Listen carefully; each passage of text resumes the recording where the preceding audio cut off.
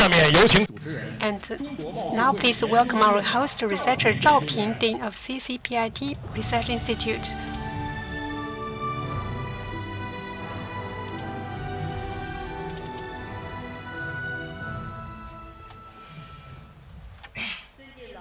Distinguished guests, ladies and gentlemen, good afternoon. Welcome to Think Tank event and the releasing conference of Global Supply Chain Report and Indices. The world today is undergoing accelerated, profound changes unseen in a century. Geopolitical conflicts and regional wars keep breaking out, while unilateralism and protectionism run rampant. Meanwhile, technological and industrial revolutions are surging forward, bringing a golden growth era for emerging industries. Global supply chains face both opportunities and challenges. Today, we hold this event to share the latest research outcomes and best practice cases of global supply chains, jointly discuss future development trends, and contribute CISCE wisdom to open cooperation of global supply chains. Now, please allow me to introduce the distinguished leaders and guests present today. Chairman of CCPIT, Mr. Ren Hongbin.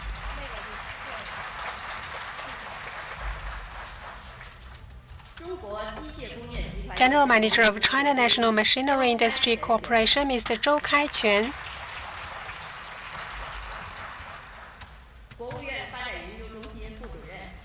Ms. Zhang Qi, Deputy Director of the Development and Research Center of the State Council. Her Excellency Ambassador Beata Skokozinska, Executive Director, Asia-Europe Foundation, and we also have other distinguished guests. They are President of China Institute of Contemporary International Relations, Mr. Fu Xiaoqiang, Mr. Abhishek Sahai, Chief Revenue Officer, Supply Chain Management, SAP Asia Pacific, and Mr. Steve Rota, Senior Executive Director, Regional Supply International of AstraZeneca, Ms. Lan Zhenzhen, President of Public Affairs L'Oreal, North Asia and China. We also welcome experts, scholars, and corporate executives from the Institute of Commerce of the Ministry of Commerce, Renmin University, Beijing Foreign Studies University. Welcome all leaders and guests. And now let's give a warm round of applause to invite Mr. Ren Hongbin, Chairman of CCPIT, to deliver a speech. Let's welcome.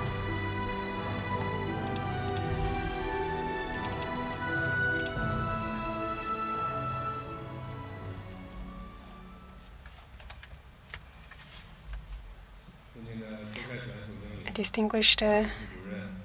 Zhou, Ms. Zhang,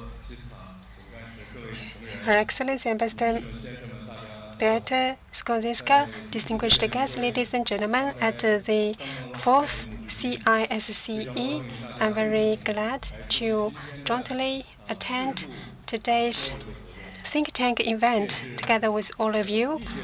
And in fact, it is a very important event at CISCE. We know that CISCE connects the world and look forward to the future.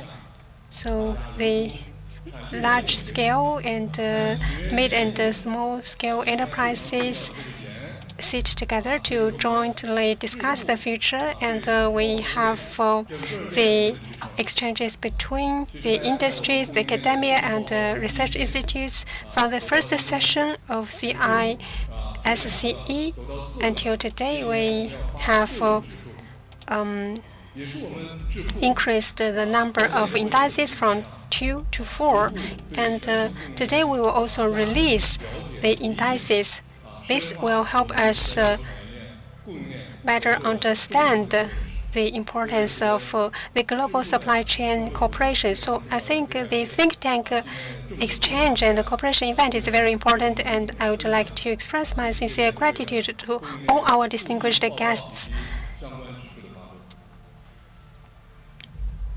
for attending this important event. And this morning, Vice Premier re-emphasized that we should strengthen the global supply chain management and cooperation, and China insists on the multilateral trade system. So the purpose of establishing the platform is to promote the cooperation and globalization, and also facilitate the exchanges and cooperation between different players to achieve a win-win situation. And just now, the moderator mentioned that the unilateralism and protectionism are rising, and the world today is in urgent need of the smooth industrial chain and global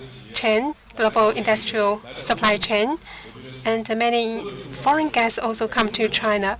So it is important for them to seek stability and predictability of the supply chain system. A global supply chain report for 4 consecutive years has been published in both Chinese and English, and it was released at the international conferences, and we constantly broadened the boundaries of the supply chain researches, and we released the global supply chain innovation and resilience indices. And on the foundation of the previous sessions, we also added another 2 indices, that is the US and EU supply chain resilience indices.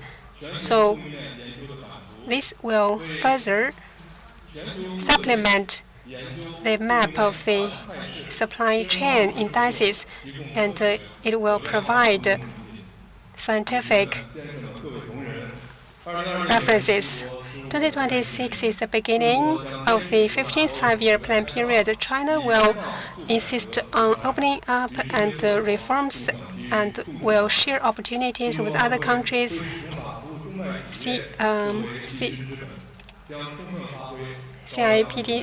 PBC will CCPIT will guide the development, and will also form more high-quality research results. We hope that with this session as a starting point, we will jointly write a blueprint for the future development. I wish a complete success of today's conference. Thank you, Mr. Ren, for your excellent speech. And next, I would like to invite Ms. Zhang Qi, Deputy Director of the Development Research Center of the State Council, to deliver a speech. Let's welcome.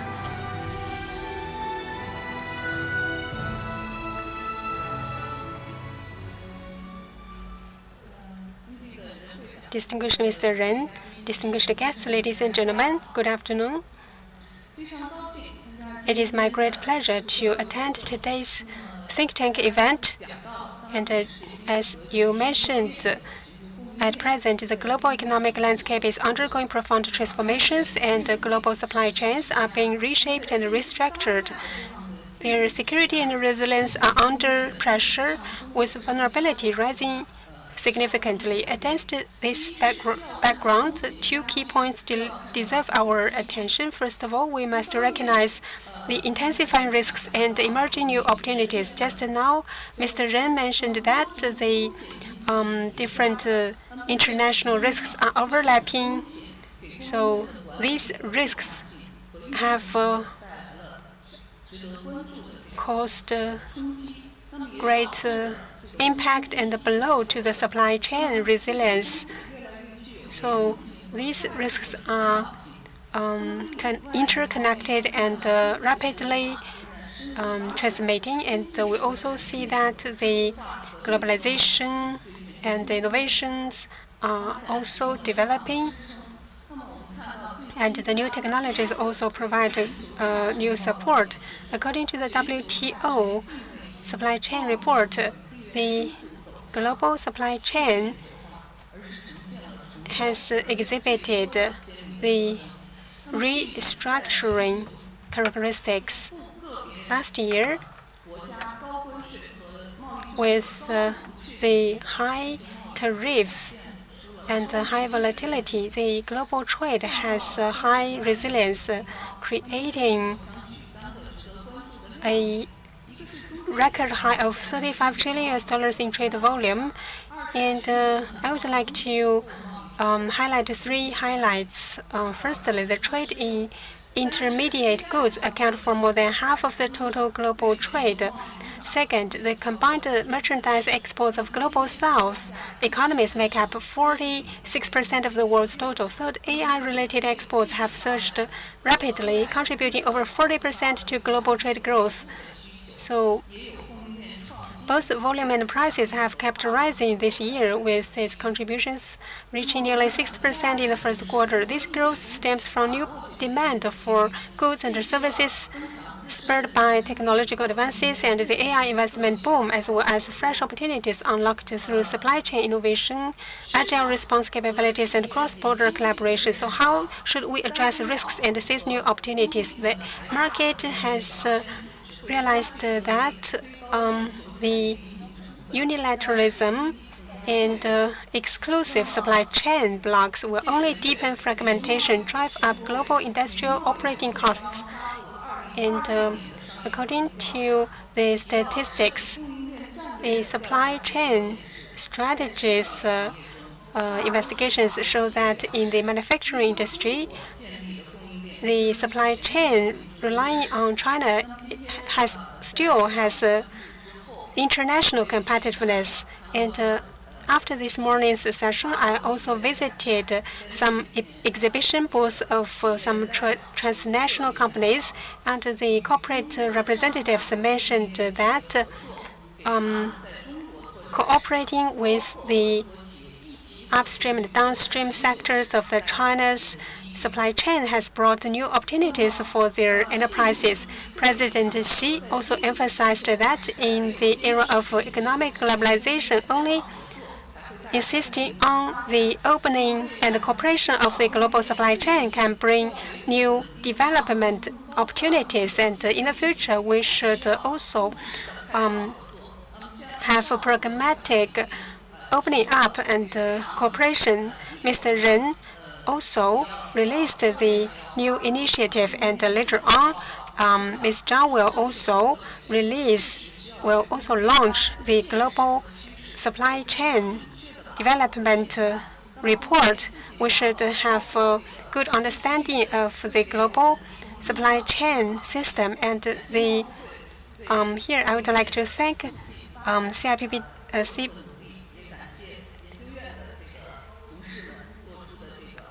I would also like to express my sincere gratitude to CCPIT Research Institute for your hard work in the research of the global supply chain. Thank you, Ms. Zhang, for your excellent presentation. Next, I would like to invite Her Excellency Ambassador Beata Stokzinska, Executive Director, Asia Europe Foundation, to give us a speechless welcome.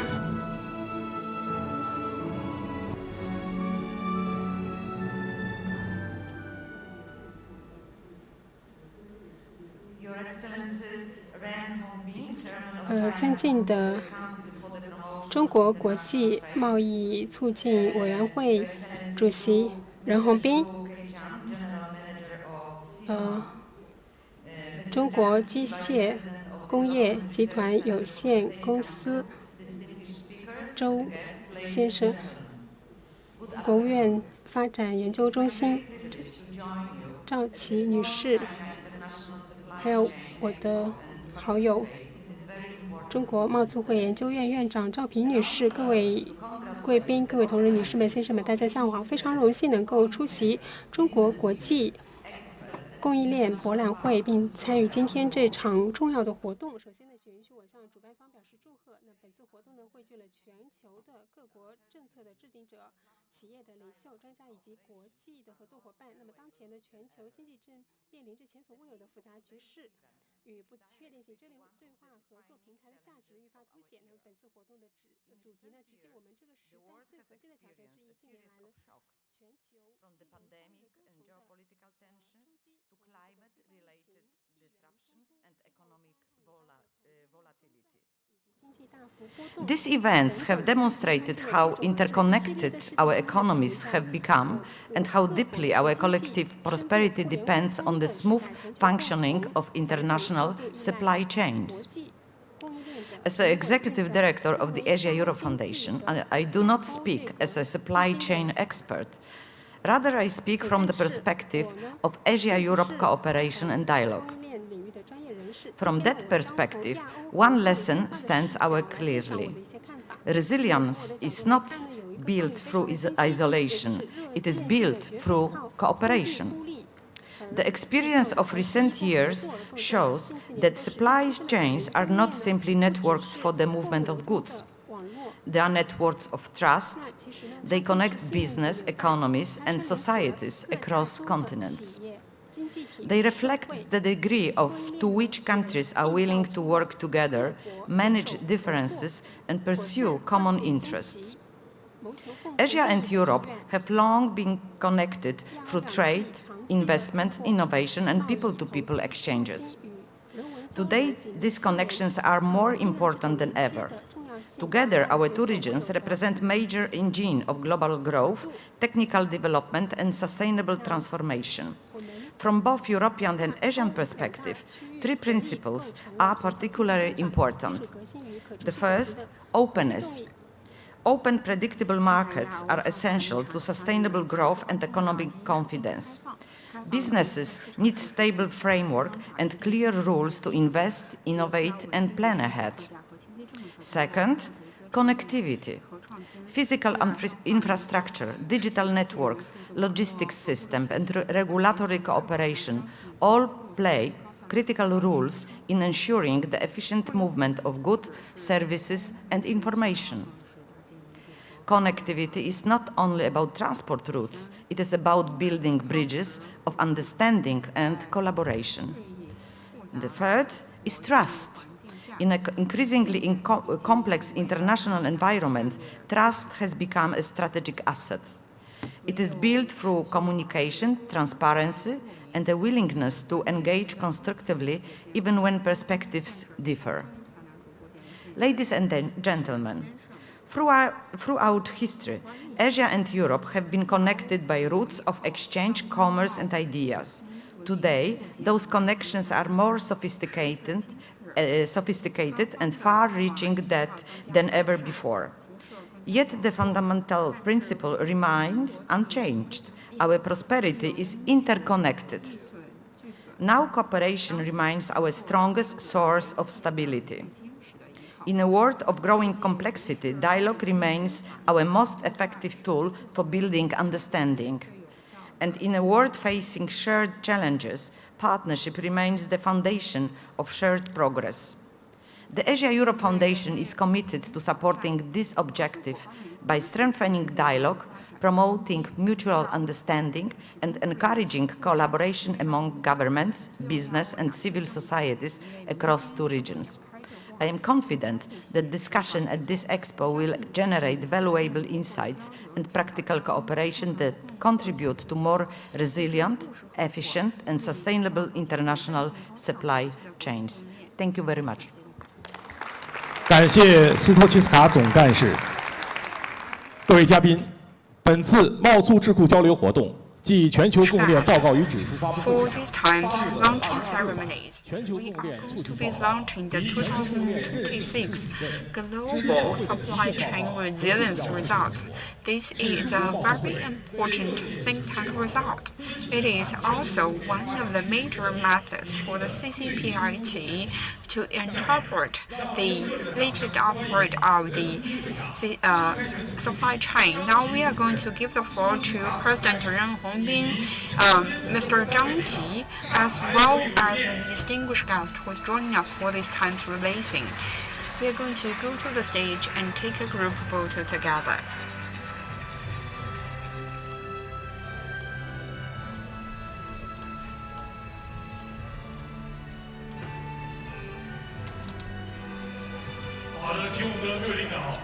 Distinguished guests, please take a standing at the center of this so please please thumb up with your left hand. Thank you. And we are also going to give a round of applause for the speakers today.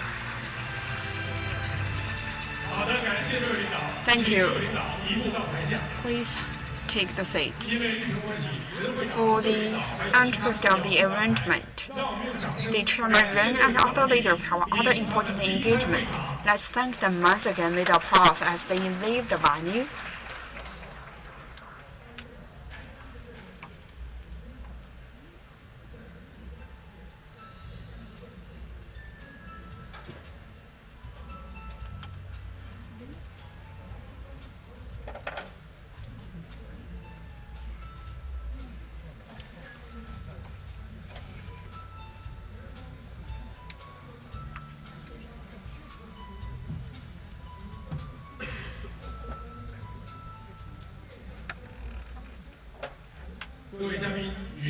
Distinguished guests, the organizers of today's event, CCPIT Academy, a research institution directly under CCPIT, is committed to build an economic and trade think tank with the Chinese characteristics and global influences.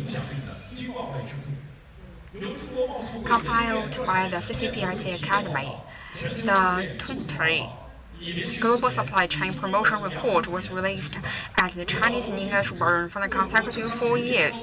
It is also getting a lot of feedback from the academic and researching world.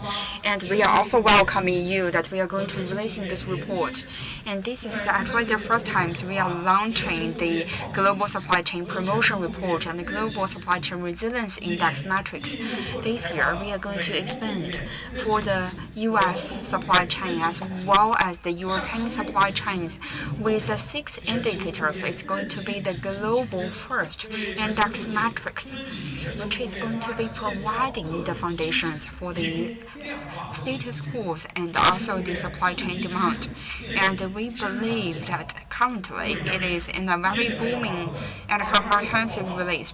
Dear guests, the 2026 report on the Global Supply Chain Resilience Index matrix is going to deliver the new innovation this year. Now let's invite Ding Zhaoping of CCPIT Academy to officially release the 2026 Global Supply Chain Promotion Report on Global Supply Chain Resilience Index.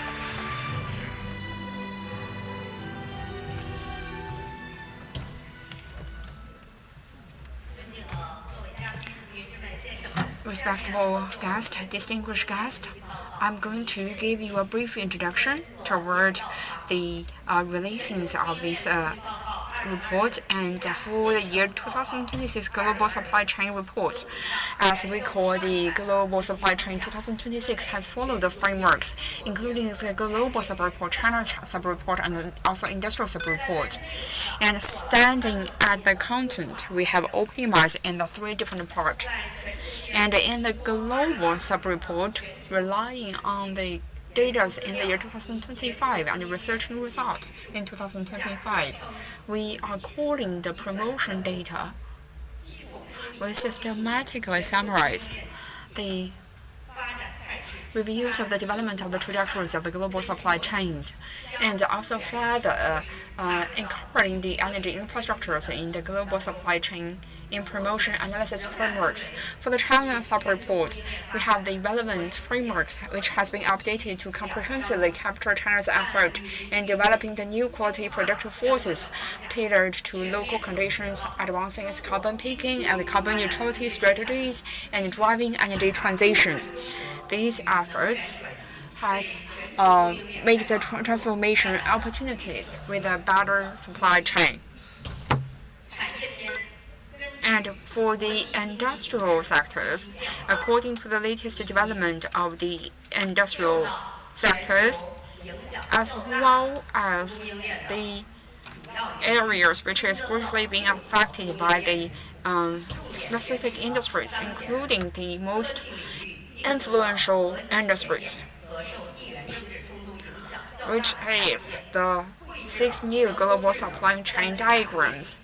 including the artificial intelligence, 3D printing, hydrogen energy, steel, corn, and maritime transportation. And we have also presented that for each one of the supply chains, we are demonstrating the supply chains in the upper, middle, and lower streams. For the consecutive 23 years, we have actually developed it. Generally speaking, in the year 2025, the global supply chain has been operated in a very stable manner. And we have a lot of active factors which is accounting for the dominant streams. As we are demonstrating here, first, the fundamental rules of the infrastructures is in the providing hardware safeguards has been steadily strengthened. The energy is playing a very important role. The global transportation, telecommunication, and also finances is becoming better. The transport of the people, money, and logistics is becoming ever more important. The energy, the trade is playing an ever more important role. It's actually providing the hardware guarantees for the global supply chains. Second, while the multilateral trading supply system faces challenges, the broader trend toward openness and cooperation in supply chain remains unchanged. According to the data from the UN, in the year 2025, the new discriminatory trade measures recorded globally in 2025 is registered 3,351, and for the year 2025, the free trade measures introduced globally in the year 2025 is 1,280. And we are demonstrating a high level of resilience against this multilateral development. 80% of the trade has been benefiting with the MFN treatment, and is also providing a systematic result. And thirdly, for a lot of supply chain policies in certain economies, it have exhibited the pronounced inward-looking tendencies. To some extent, it is blocking the openings of the global supply chains. Apart from the traditional economic securities, the major economies is following the digital technologies, green and lower carbon development, and it's also guaranteeing that some of the policies has been emphasizing too much about the resiliences within the supply chains. Instead of outside of the supply chains, it's further obtaining the coordinated development of the economy. Fourthly, the frontier technologies remain the primary drivers of the global supply chain development. It is demonstrating the digital development as well as the double development for the logistic development. And frontier technology remain the primary drivers of the global supply chain development. It's actually promoting a higher level and lower efficient development. And we are also going to be focusing on the digital gap. It is bringing more normal challenges. And fifthly, the financial services demonstrated greater inclusiveness. In order to further facilitating the supply chain finances, green finances, inclusive finances has been further integrated into the different entities in the supply chains. It's also helping more and more developing countries and small and medium enterprises to be a part of the global supply chain. While promoting the global supply chain and openness and development, China has engaged in the divisions of the labor and collaboration across the global supply chain on the border scale and at a deeper level. And we are actually crossing our borders and participating in the global supply chain dividends. It's also a part of the promotions for the global supply chain infrastructure network. With the globalizations of the supply chains, we are promoting the new energies to be further integrated with the, as well as accelerating the green and low carbon development of the society, facilitating the integrations of technologies and economies, and promoting the countrywide network, and is also providing the industrial supply, green development, as well as the major level market resources. And according to the development, and with the 6 supply chains, artificial intelligence, 3D printings, and also it's going to be a very important part. So we have not forged very important pathways, and this is also going to be providing better possibilities for the future. Iron steels and is representing the commodities.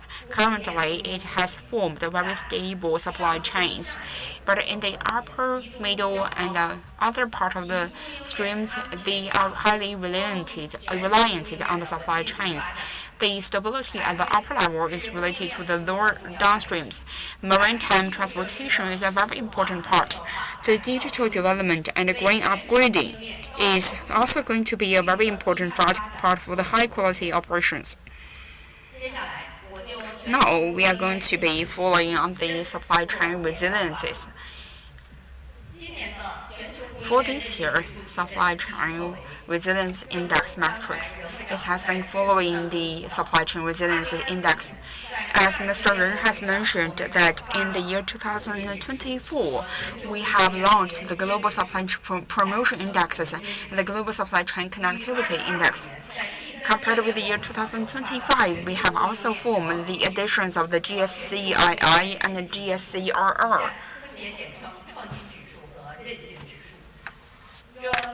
And for the four indexes released, it is forming initial bodies of these 6 indexes this year. Based on these 4 items, we have also expanded into the US SCRR and the European EU SCRR. We have been following very strictly about the statistics and also the statistical economies, and we have also added the different resilience indexes as well as the promotion index, making sure that this is also going to be a very important part in the statistics. And according to the logic deductions between the different statistics, we figured out the GSCRR is the top index among all the other indexes. That's the reason why we have also rename the index that we announced last year as the Global Supply Chain Resilience Index metrics. Starting from the long term of the year 2026 to the year 2026, the 6th index has been on the upward trajectory. First is the supply chain globalization is a major general trend, and the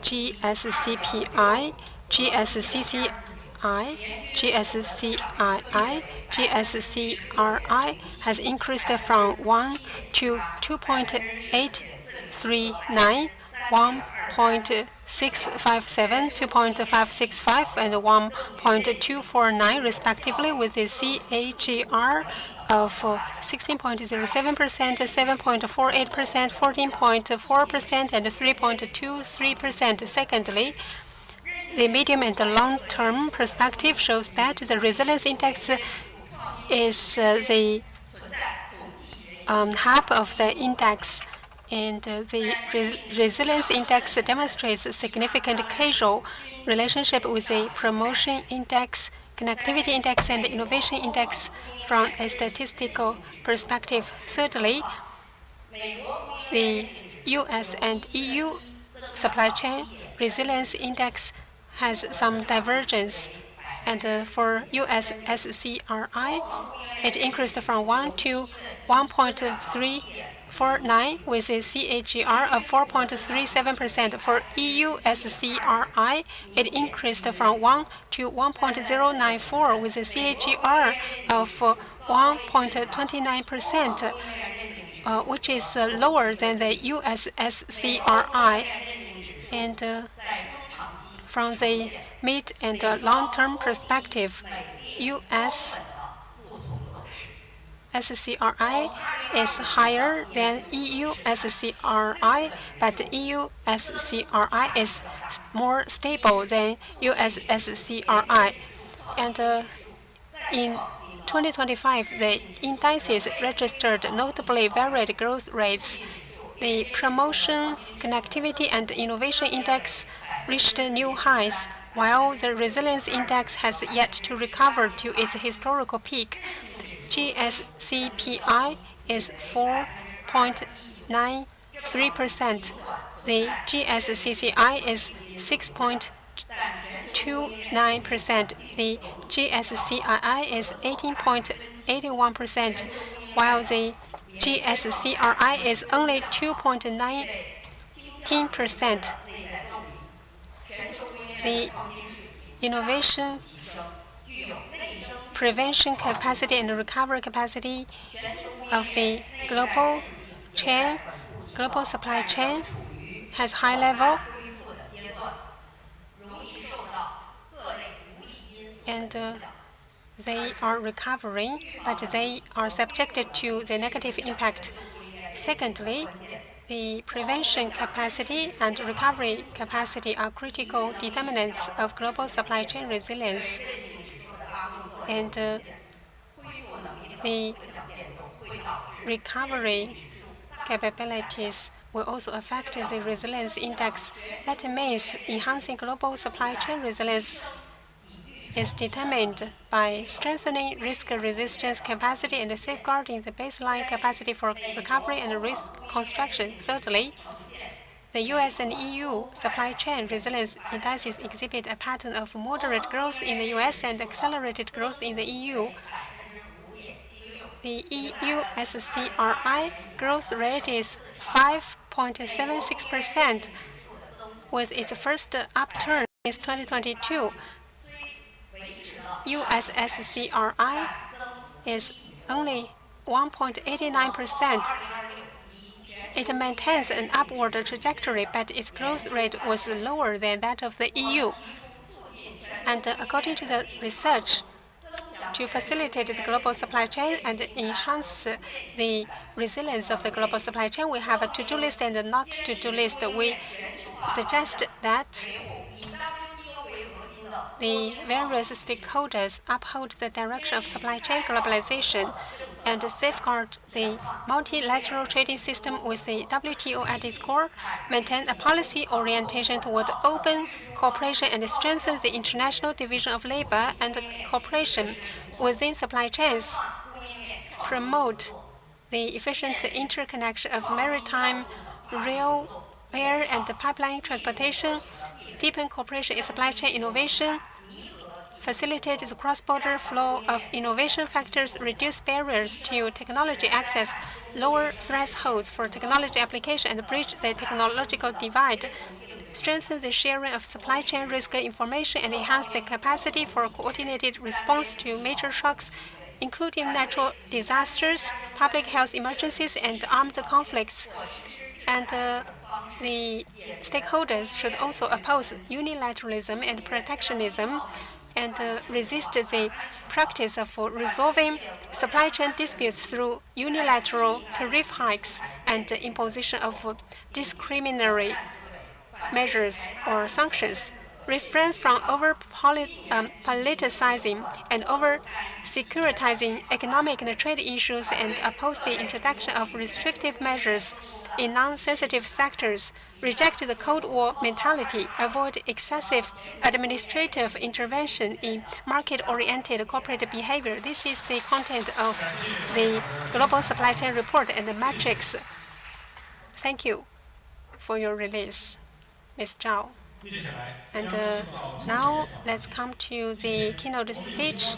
Today we are honored to invite Mr. Fu Xiaoqiang to give us a presentation. Mr. Fu Xiaoqiang is the President of Research Research Fellow, and PhD Supervisor of China Institute of Contemporary International Relations, Vice President of the Chinese Association of International Relations, and Vice President of China Arms Control and Disarmament Association.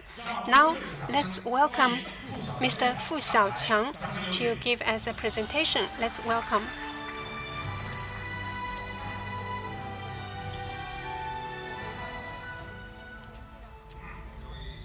Distinguished experts, good afternoon. And the Chinese traditional culture upholds harmony while preserving differences and follow the trend, take proactive actions, and also seize opportunities, deepen the cross-sector coordination and facilitate inclusion, interconnectivity, and achieve win-win results. In recent years, digital economy is popularizing, green economy is rising, and the regional integration has become the driving force. And although the geopolitical conflicts, industrial chain transformations have caused uncertainties. However, the global supply chain cooperation is a major trend. The regional agglomeration will be the mainstream trend, and different areas establish the supply chain frameworks and reduce tariffs and facilitate the cross-border logistics, establish the infrastructure, integrate the trade, human resources, agricultural resources, and establish the regional trade networks so as to provide a profound foundation for the cross-border development. And secondly, the different countries have complementarity between different industries, and U.S. focuses on AI technology, EU focuses on the green economy, and China focuses on the 6G, the quantum electronics, etc.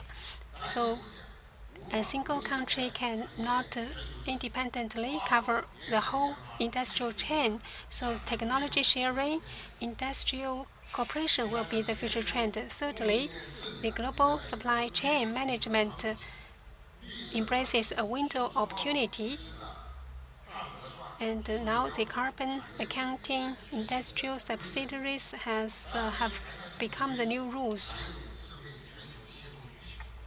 And various countries accelerate the regional trade mechanism establishment and reduce the trade barriers and also reduce the cross-border trade costs. In fact, the adjustment of the global supply chain system has brought not only opportunities but also risks. And of course, the short-term risks and challenges really exist. The high-end chips and advanced manufacturing products have narrowed channels of transactions which restrict the upgrading of the advanced manufacturing industries. However, it also opened the new space. Firstly, the whole industrial system, the super huge market space, make China as a superior market. Secondly, the energy storage, digital manufacturing industries in China have the capability to participate in the global industrial cooperation. Thirdly, the developing countries have a strong demand in upgrading the industries. China can supplement the weaknesses of these developing countries. Fourthly, the external technology bottlenecks will force the domestic enterprises to innovate and replace the imported products with the domestic and localized products. Now China has entered into a new stage of the 15th five-year plan period, and we will insist on the high-level opening up and reform and cooperation, and we will coordinate with the global supply chain and industrial chain, promote the global supply chain coordination and development so as to establish the global coordination network. Firstly, we will enhance the foundation of the domestic and the local industries. We will supplement, strengthen, and enhance the supply chain and conduct the industry, academia, and universities cooperation, establish the strong industrial clusters. Secondly, we will optimize the global multilateral layout and establish the multi-layered industrial network to cover the industrial cooperation system covering various countries. Relying on the free trade area in Hainan province, we will strengthen the development potential in semiconductor and other advanced manufacturing, and we will develop multiple channels and expand the boundary of the international cooperation. Thirdly, we will insist on high-level opening up and promote the multilateral interconnectivity of the supply chain. We will develop the multiple channels, deepen the Belt and Road Initiative cooperation, and also facilitate the advantageous supply chain sectors going global and promote the industrialization. And also, we will take the APEC opportunity to facilitate the development of the agriculture, manufacturing, and other sectors. We will follow the spirit of cooperation to participate in the global supply chain system. We will establish a win-win system and create the international trade rule system with fairness and justice, resist the unilateralism, promote multilateralism, establish a multilateral trade platform, and establish a coordination platform, and also resist the zero-game rule, so that we will be inclusive and cooperative in establishing the global supply chain system. Promoting the global industrial chain to be interconnected and sharing, and joining our hands to create a higher resilience, higher vitality, and higher inclusive global supply chain system. I thank you all. Thank you. And Mr. Fu Xiaoqiang for your insightful speech. Moving next, we are going to have the best practice sharing. We have 3 different representatives from the cross-border companies who is going to give the floor to. We are going to give the floor to the SAP. SAP is a global leading provider of enterprise management softwares and cloud services, as well as a pioneer and leaders of the Germany's Industry 4.0 strategies as a global frontrunners and the enterprises applications in business AI. SAP bridges business and technology. Over the past 50 years, enterprises have trusted SAP to integrate core operations, including finances, procurement, HR, supply chain, and customer experiences, to maximize operational performances. Please welcome Mr. Abu Sahara, Chief Revenue Officer of Supply Chain Management.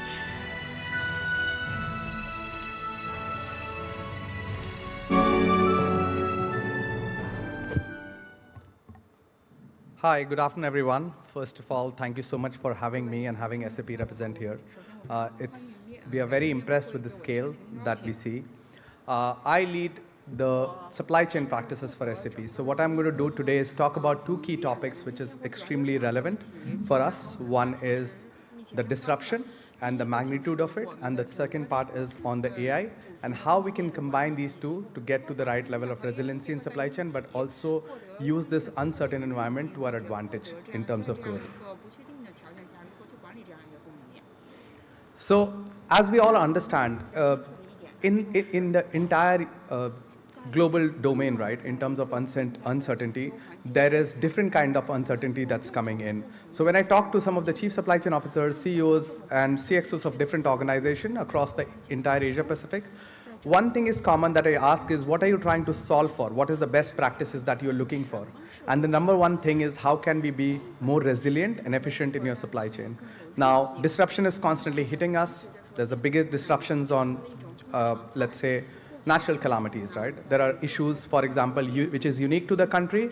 There could be floods, famines, and so forth that is impacting the overall supply chain in terms of transport management, infrastructure being destroyed, and so etc. But there's also a lot of common themes which is coming from macroeconomic factors, trade and economic policy shifts, energy volatility, which is a broader theme that's emerging. So one thing is very, very clear. While some have unique problems of disruption to solve, there are some very common elements that we are getting impacted by. And it is also highlighting one thing, that the vulnerabilities of the supply chain planning that exists right now, that is getting exposed. And we need to do better and different supply chain planning for better efficiency and resiliency. The other thing that's common is you will see everywhere, there's a big potential of AI in supply chain, right? Which is roughly $200 billion by 2030. That's where we are seeking. So how do we marry both of these and combine to make it more efficient? Now, if I talk closer to home, from a China market perspective, Madam President already shared what the indices look like. But overall, the disruption, some of them is common, which is shaping. But there are also a lot of macroeconomic factors that's impacting the overall domain of supply chain within China. One of the biggest opportunities that we see out there is the globalization. But globalization is not new that got launched in China this year. This is something that has existed, and we have kind of mastered it in this country. But what is different now in globalization? It is no longer about just starting as a sales, just starting as a trading organization, then eventually going to globalization. All of those multi-steps have to be compressed together and act faster to get to real time to value. So that's the big potential right now we see from the market here. And the third thing is not just about looking at globalization in isolation, meaning you are not just the only organization that will cross over and spread. It is also about bringing your developed ecosystem and collaborating across from the global perspective. So those are the three key factors that we see as massive potential for China to grow across. And this is where the AI capability also can tremendously help. But there is clearly a paradigm shift, right, where we are looking at the CEO initiatives, the Chief Supply Chain Officer initiatives, and then we know we need to leverage AI to figure this out, and how can we make the supply chain more autonomous. But it's easier said than done. In last 8 months, the LLM compute power has doubled from the overall scale. But having said that, there is a significant amount of challenges that we see. Now, Gartner says that by 2030, 60% of the companies which are using supply chain will become AI competent. But the reality is only 15% of those organizations are ready with foundational data elements. So the bigger challenge is how do we bridge and get to better AI, which is closer to business context, and use it to our advantage.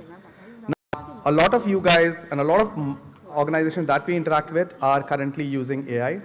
But MIT did a study which says 95% of standalone AI capabilities is right now failing. And if you dig a little bit deeper, the 3 primary reasons why it's failing, the number one is on the governance, right? So on workflow governance, there are a lot of companies that are doing small pilots. These pilots have become successful.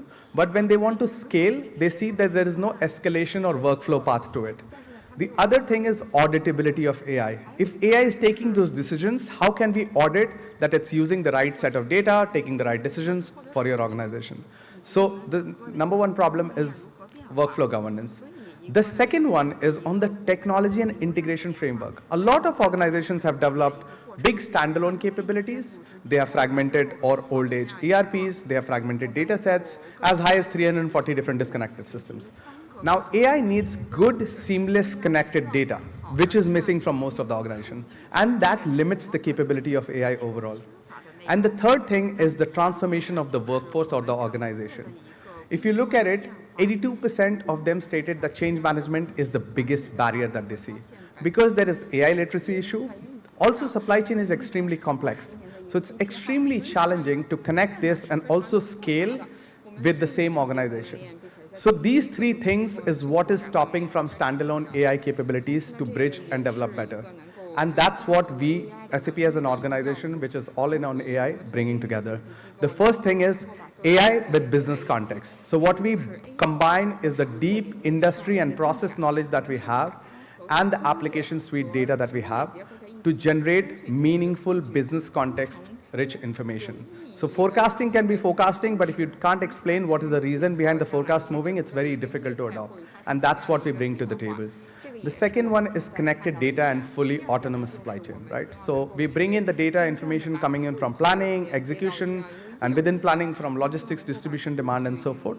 And that is what brings real automation, feeds application, the AI with good data coming in from application.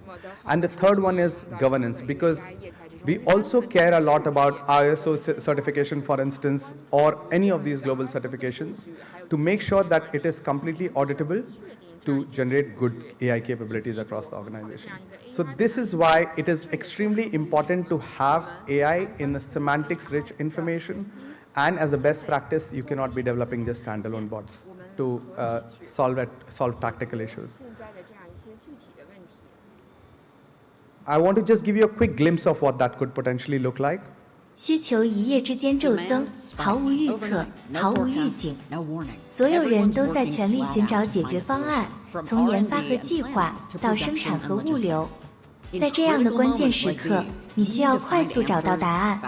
现在有了召，你只需开口问，无需在系统之间切换或追问答案。召及时理解你的目标，并构建正确的上下文。供应链助手协调 AI 代理，重新平衡供需，保障物料供应，在整个网络中重新排产，调配物流，确保准时交付，让你基于所有相关数据做出正确决策。应用程序、情境化数据以及行业专属 AI 汇聚于完整的 SCM 套件，供应链管理变得更加自主。工作推进更加迅速，你可以将供应链作为单一互联系统来统筹管理，协同计划、生产、采购及交付，提前预判需求变化，并以速度和信心从容应对，在喝一杯早咖啡的时间内全面满足需求。这就是 AI 时代的供应链管理，自主、智能，随时迎接未来。这就是自主供应链管理。这是更好未来的开始。I hope that gave a good glimpse of it, but essentially it looks at end-to-end connected autonomous organization from an overall supply chain perspective with the human in the loop. So you have the people who will direct, but you also have orchestrating agents, and you have several standalone agents that will work together to make your entire organization and especially from a supply chain perspective, fully autonomous. So what that essentially means is you will look at it from anticipating disruption and not reacting to it. So you anticipate first, manage those uncertainties, quantify those uncertainties and execute it. You also look at planning and execution together and not in different silos as standalone. So it connects those. Of course, delivering the customer value from across, driving the efficiency with all the compliance.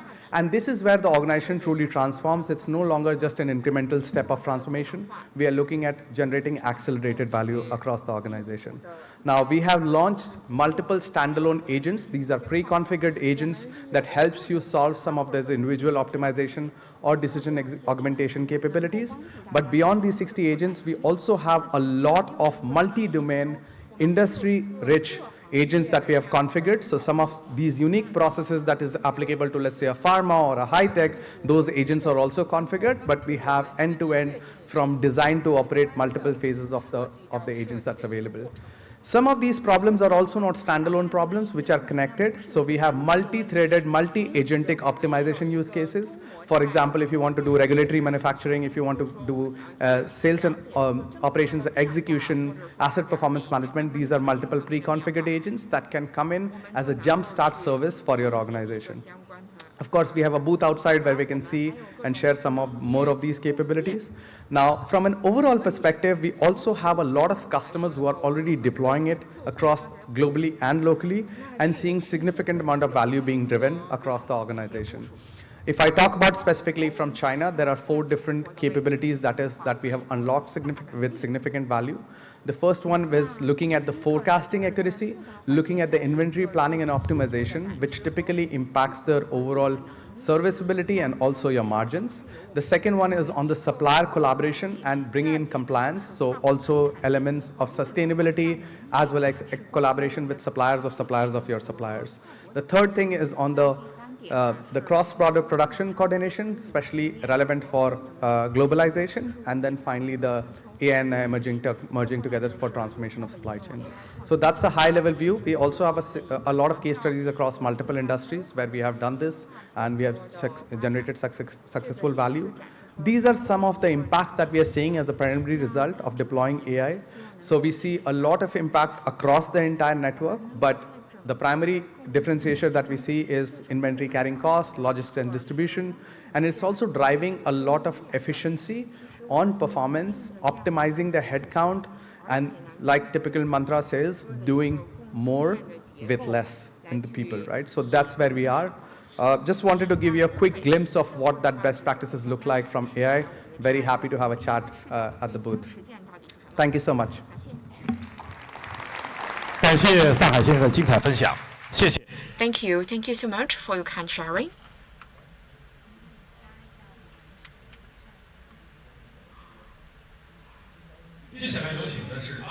Moving next, we are going to invite the global supply chain management from the AstraZeneca.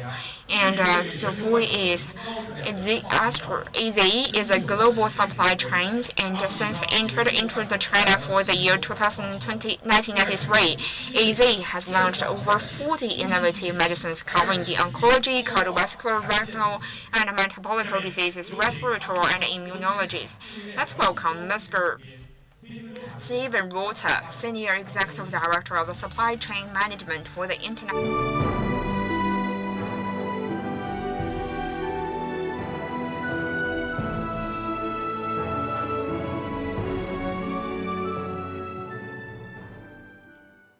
Good afternoon, and thank you all for being here.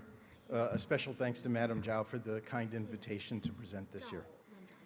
Today I want to speak about something that sits at the very heart of our future, and it's how we're building a resilient, world-class supply chain in China, and why it matters for every patient that we serve. For decades, supply chains were treated as a support function, something to be optimized quietly for cost in the background. That era is over. In a world reshaped by geopolitical shifts, by climate pressure, and by rapid scientific change, the supply chain has become a source of competitive advantage and ultimately a promise we make to patients. We at AstraZeneca have focused on our supply chain for medicines for quite some time now and have been recognized the past 5 years by Gartner in the top 25 supply chains across industries, realizing the number 5 ranking in 2026 as announced just last week. Let me begin with the state of our commitment. At AstraZeneca, we're investing 100 billion renminbi in China to pioneer the next generation of innovative medicines. This is not an incremental step. It's a clear statement of intent anchored by 3 pillars: science and innovation, advanced manufacturing, and our belief in common health and sustainability. On science and innovation, we're accelerating the work of our global strategic research and development centers in Beijing and in Shanghai. We're expanding our capabilities to discover and develop transformative new modalities, deepening our partnerships with China's leading biotech companies, and building on a foundation of ecosystem collaboration. On manufacturing, we're expanding our capabilities at our sites in Wuxi, Taizhou, and Qingdao, and establishing new sites designated to produce the next generation of modalities. And we're doing all of this in service to a larger purpose, advancing Healthy China 2030 and common health, and delivering innovative medicines to patients across China and beyond. While we continue to decarbonize the healthcare system, as we grow our China team beyond 20,000 people, we're supporting tens of thousands of jobs across the wider ecosystem.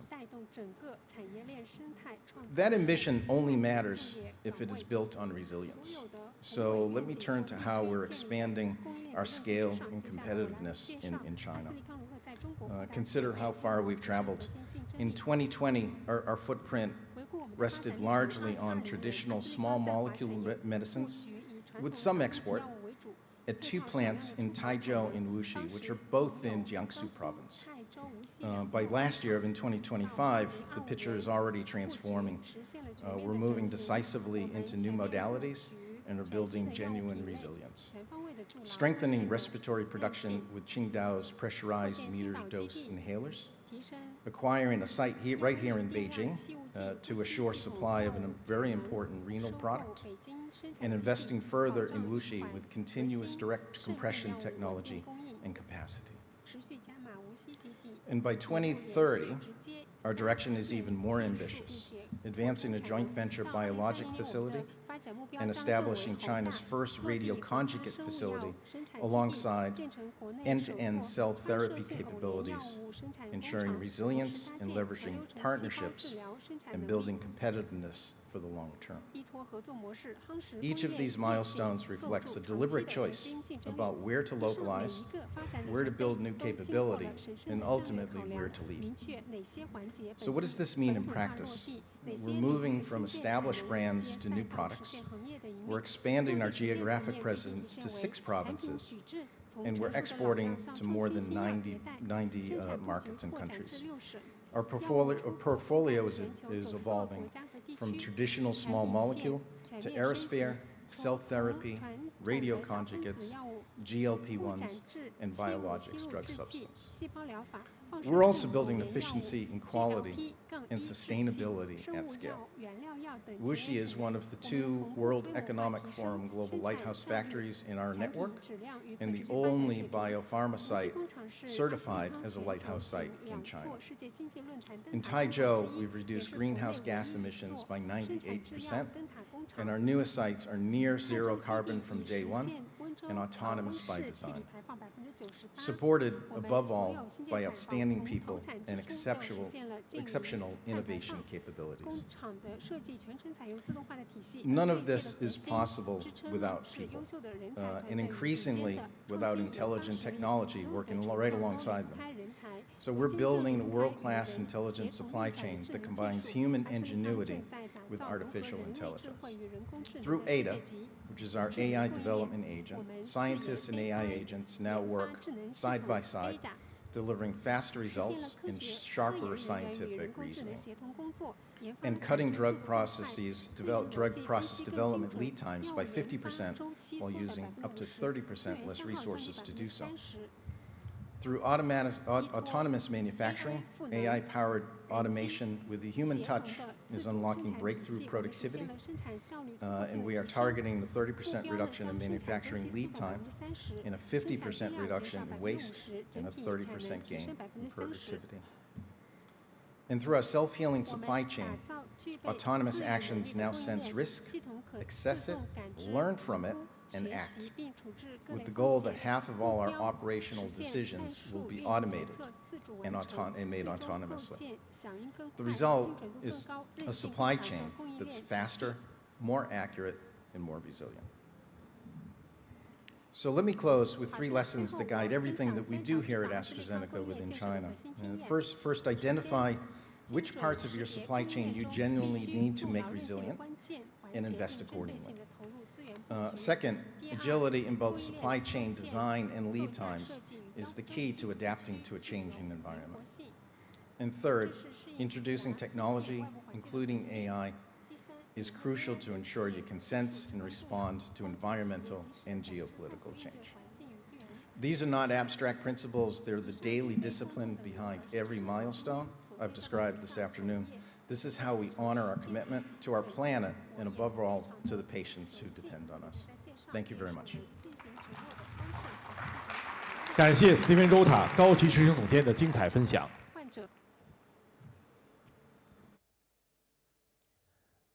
接下来有请的是欧莱雅北亚及中国公共事务。Invite the head of the public affairs for L'Oréal, North Asia and China. L'Oréal is the world's largest cosmetic group, which entered mainland China in 1997. After 29 years of high-quality, steady and stable growth, China has become L'Oréal's 2nd largest market globally, and so L'Oréal has made a lot of contribution in China. So next, I would like to invite Ms. Lan Zhenzhen, President of Public Affairs, L'Oreal, North Asia and China, to give us a presentation. Let's welcome.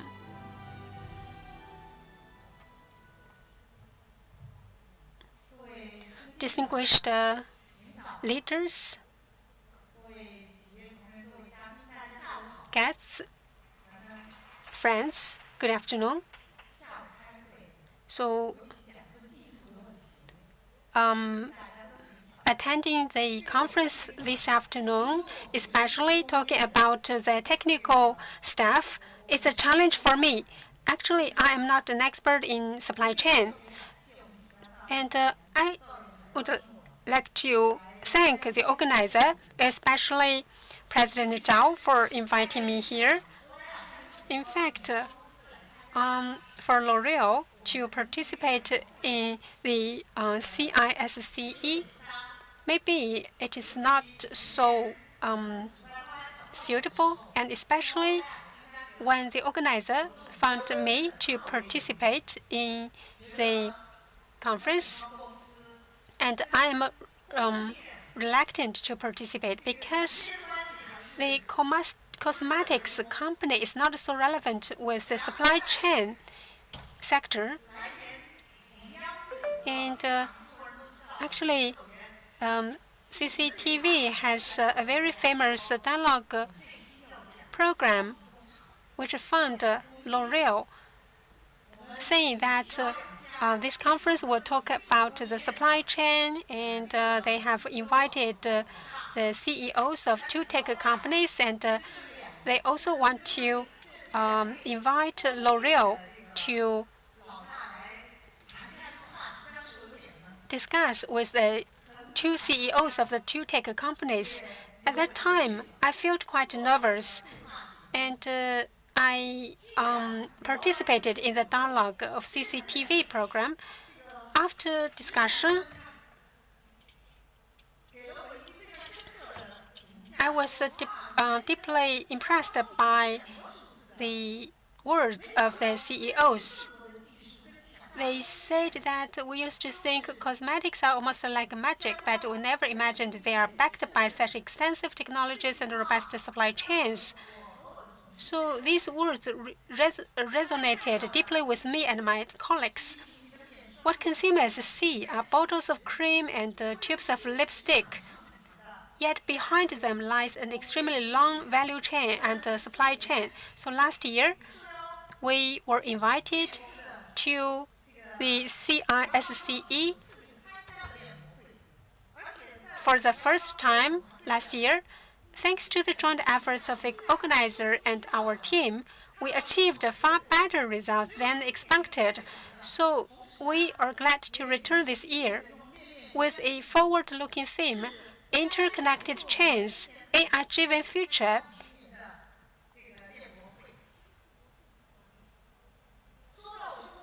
So I am not an expert in supply chain, but I think many of you have, many of the ladies present may have heard L'Oreal, but many of the gentlemen have not heard about L'Oreal. So first of all, let me have a brief introduction of L'Oreal.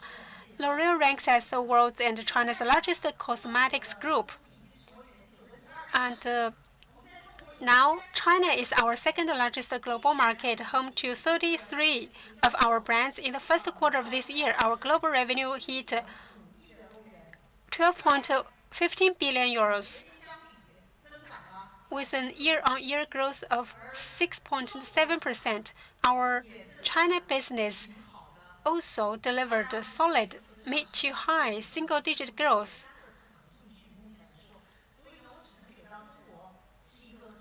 I cannot disclose the specific figures, but I can say that our China business delivered mid to high single-digit growth, outperforming the overall market by a wide margin. And each brand has a wide range of categories and numerous SKUs.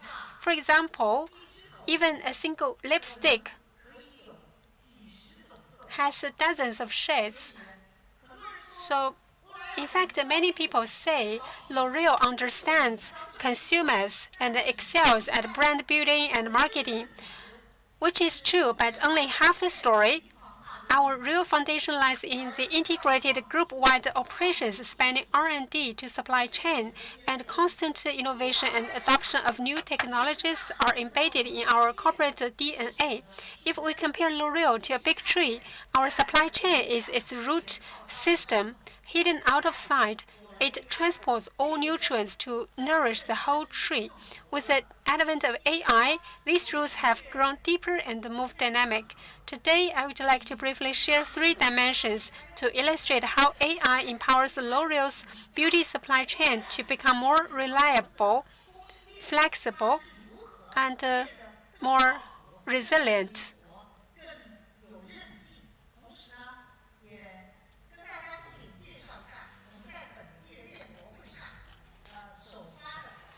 So,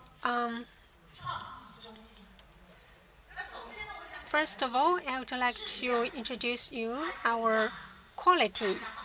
The high quality will deliver reassurance for the customers. The beauty products, the cosmetics products are applied to skin and hair daily, so quality and safety always come first. We operate 2 manufacturing sites in China, and our Suzhou factory celebrates its 30th anniversary this year.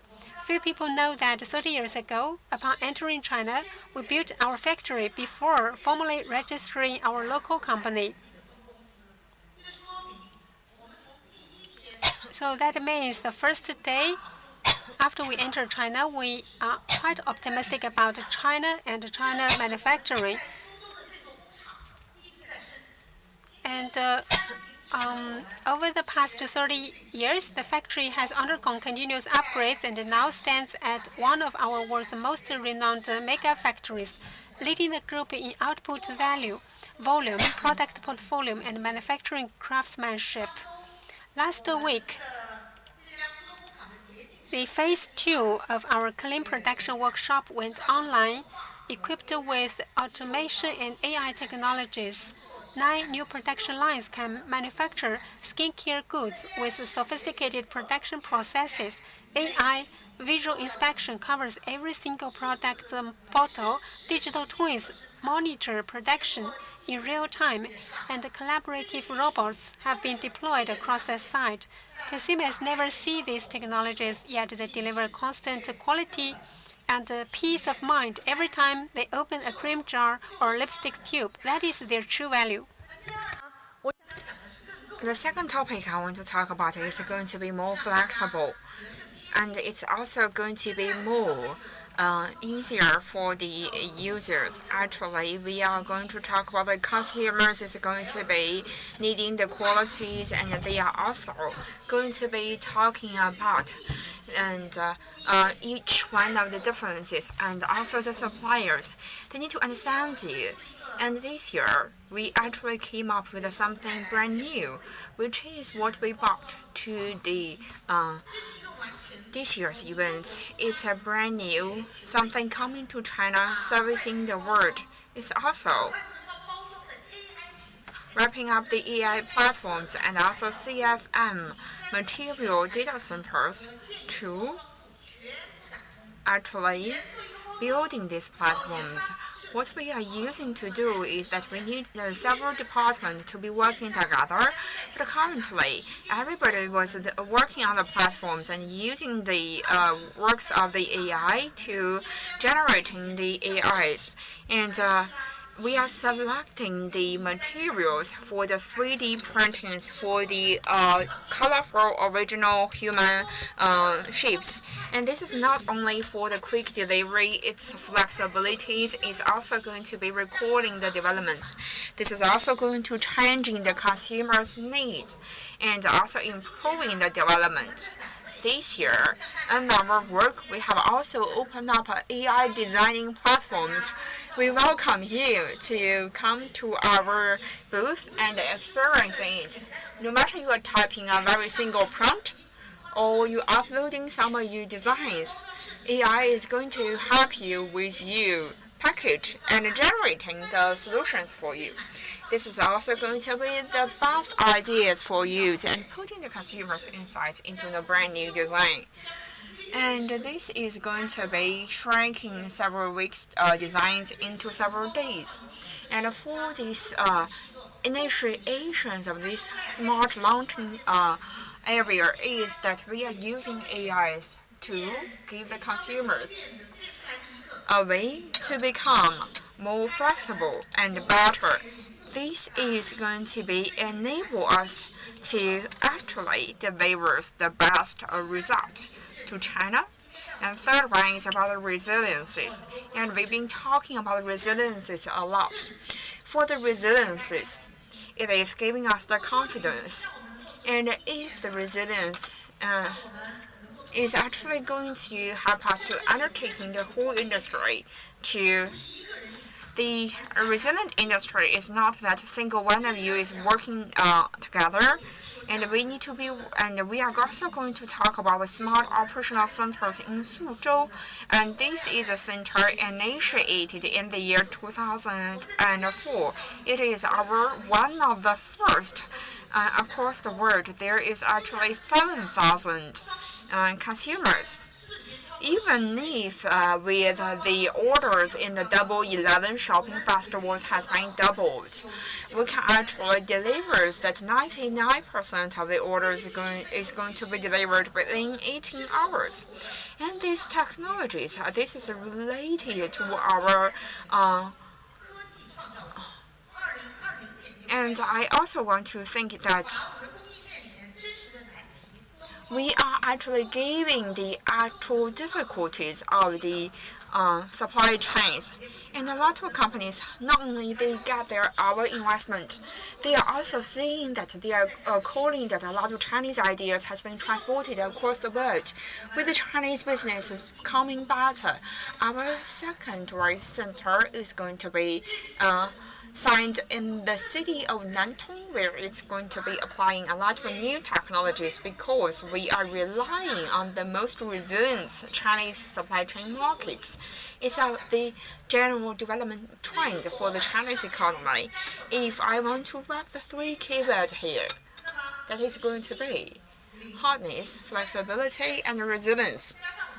And plus AI, it is bringing the new nutrients to the big tree. Our tree is going to be growing better, and our roots is also going to be more flourishing.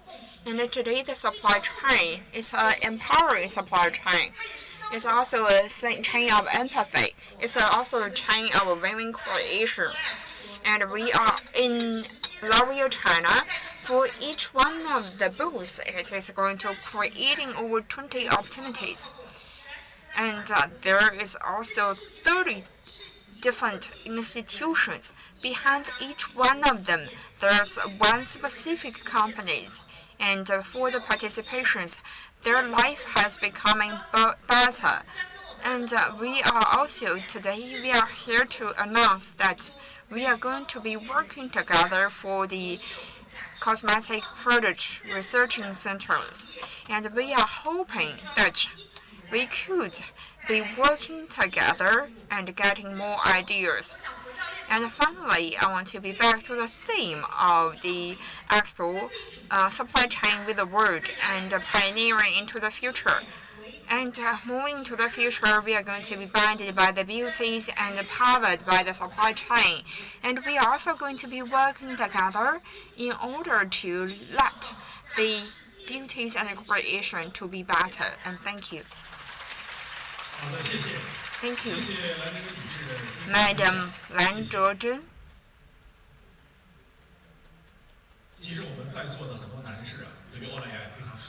And I think L'Oreal is a household name.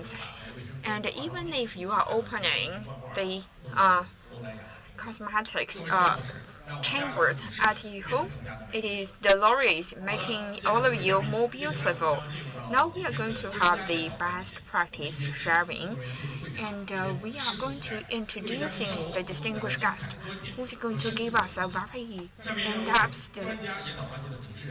Now we are going to give the moderator, who is Madam Zhou Jizhu, the anchor of CCPIT. Now we are entered into the panel discussions. Currently, the world is undergoing a lot of challenges from the unilateralisms, geopolitical conflicts. All the economies has been attached high significance to the capacity building. Today is about how could we improve the resiliences and the global supply chain. Moving next, ladies and gentlemen, we are going to give a round of applause to the distinguished guests who is in this round.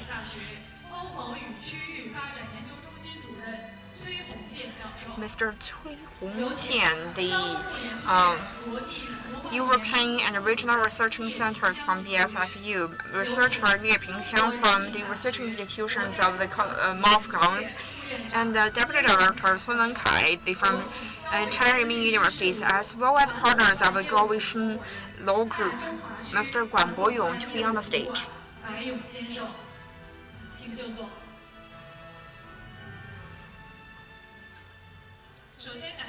First and foremost, we want to thank all the distinguished guests who is joining us on the examiner today. And through today's launching, we have noticed that the global supply chain has experiencing a lot of promotion events. There is more positive energies than the negative work. We need to find the balance between the efficiencies, and finally we have achieved a very good result. The global supply chain is also going to be advancing with more development. So that's the reason why today we are kindly inviting every one of you to be focusing on the work that you are doing, as well as how can we do in the area, and what we should be benefiting, and what are the challenges. The first question that we are encountering is to Mr. Cun. In the past 1 year, the major economy has strengthened their taking overs of the supply chains, and the major part is that there is a lot of trade cartels between the security and efficiencies. But we have still registered 5% growth globally speaking, and our global supply chain promotion index posed overall increase. Dr. Cui, from your perspective, how the security concerns of the major economy shaping the development of the global supply chain? Thank you so much. First and foremost, I want to thank the CCPIT Researching Academy to give me these opportunities to be exchanging with all of you and shared with you our ideas. And actually, personally, I've been working on the science and research in the universities. We actually been following the major supply chain securities and the major strategies. And later on, we are researching on the teams, and gradually we are actually spending our ideas across the world. For the developed economies, they have their questions about supply chains.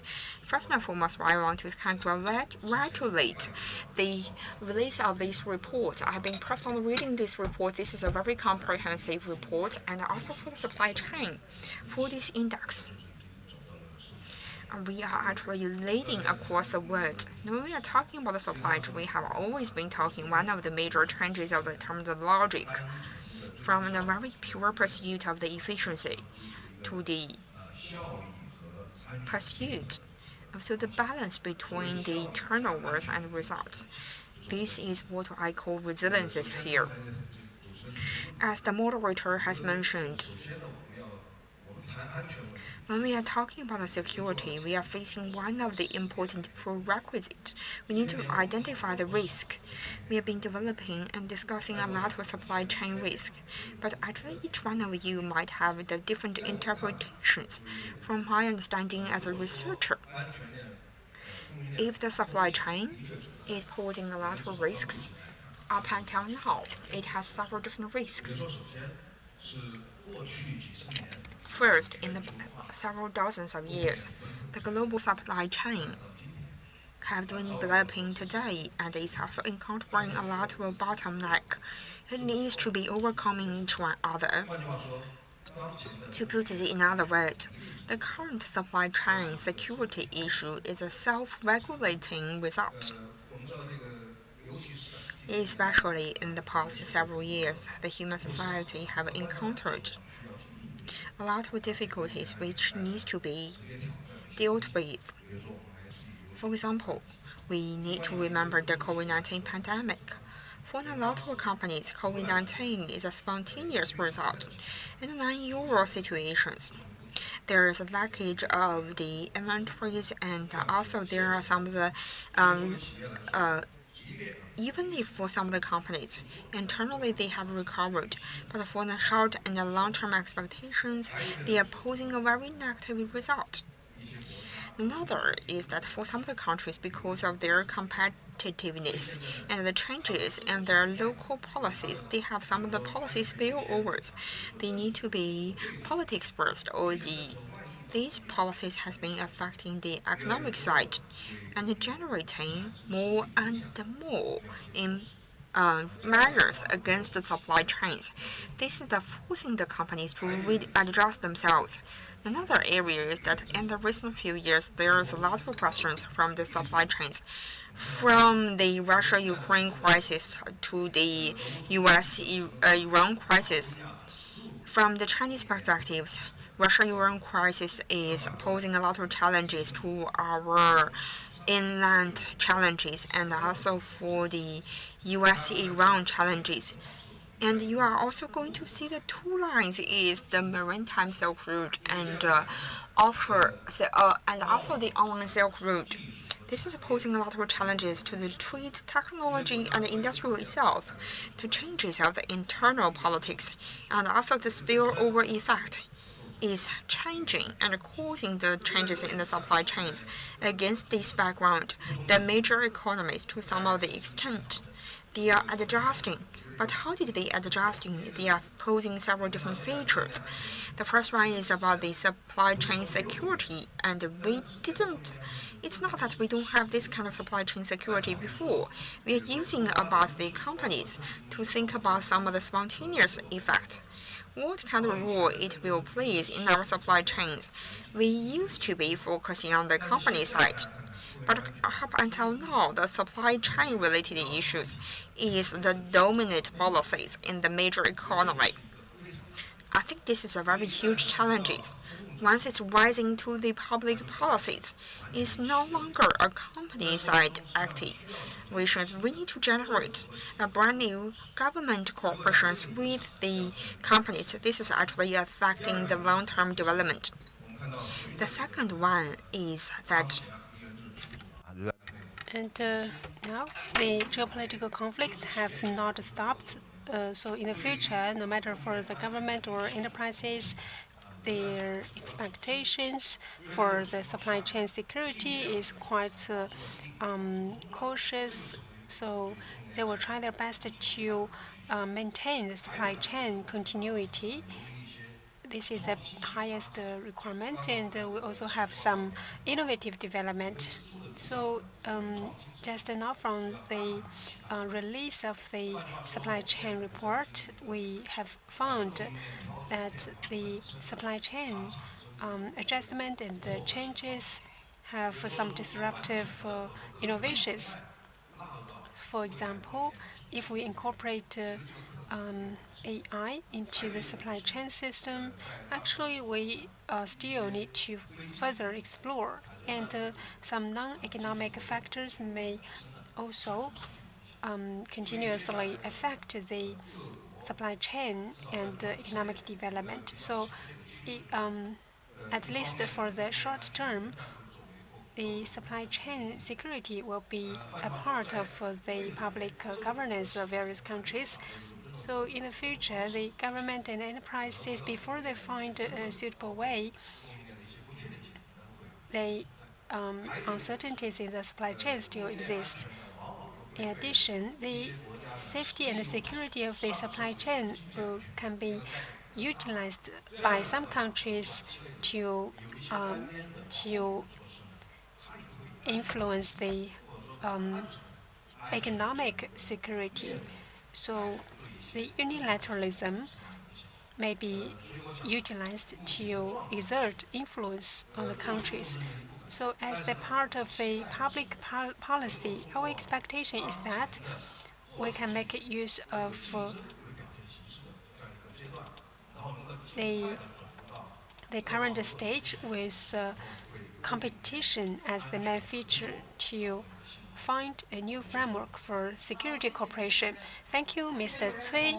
So Mr. Cui talked about the high attention of various major economies on security and also analyzed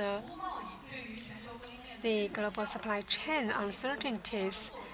We know that the trading services play a very important role in lifting the operational efficiency and coordination of global supply chains with R&D and design as core components of trading services. Our Global Supply Chain Innovation Index recorded the fastest growth among all indicators, rising by 18.81% year-on-year. Mr. Nie, what roles do innovation play in the development of global supply chain, in your opinion?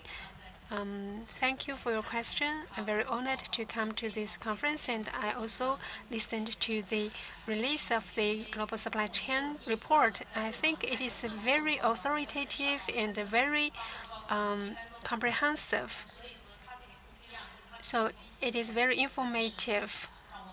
I am very inspired by this report. I am also learning from that. And just now, the expert also introduced the indicators, including the innovation indicator and the resilience indicator. And we also have noted the importance of the trading services. We can see the government also attaches great importance to that. And in fact, the trading service industry in China is still lagging behind. However, it plays a more and more important role. It can be reflected in the following aspects. Firstly, the trading services in supply chain plays a more and more important role. And at the end, the two ends of the high added value chains, they play a very important role from the front end to the back end. We have a lot of trade in services. So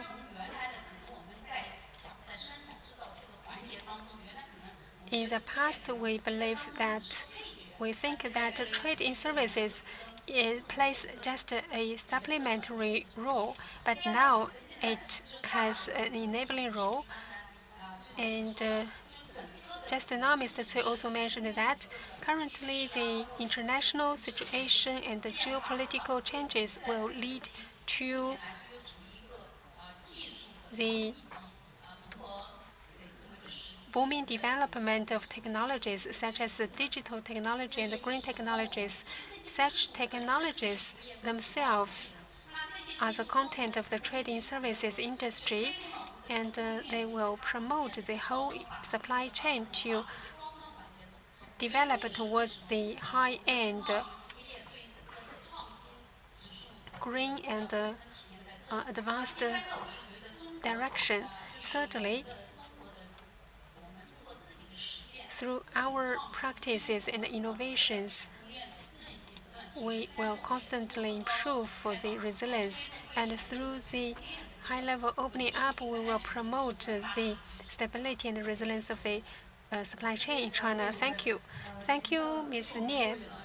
You sorted out the opinion and that the trade in services with manufacturing as the core has become one of the core engines of our economic development. And next, I would like to ask Mr. Sun.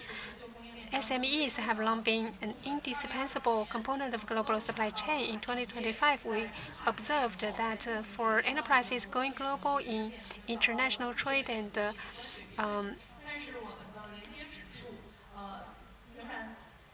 transactions, they face higher tariff barriers when conducting international trade, yet our global supply chain connectivity index rose by 6%. So, in your opinion, what roles have SMEs played to sustain a sound connectivity within global supply chain? Thank you for your question, and thank you for your report.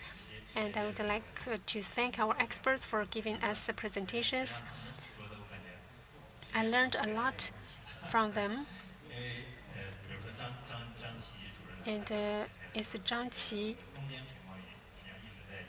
mentioned that our intermediary trade accounts for about 60% of the global trade, exceeding half of the global trade.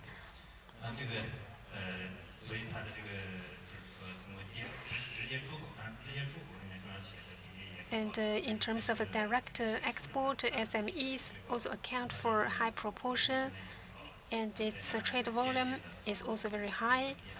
And in terms of the indirect export, they also account for a high volume. SMEs play a very important role. And actually, despite the impact by the COVID-19 pandemic or the tariff war, in fact, they played a very important role.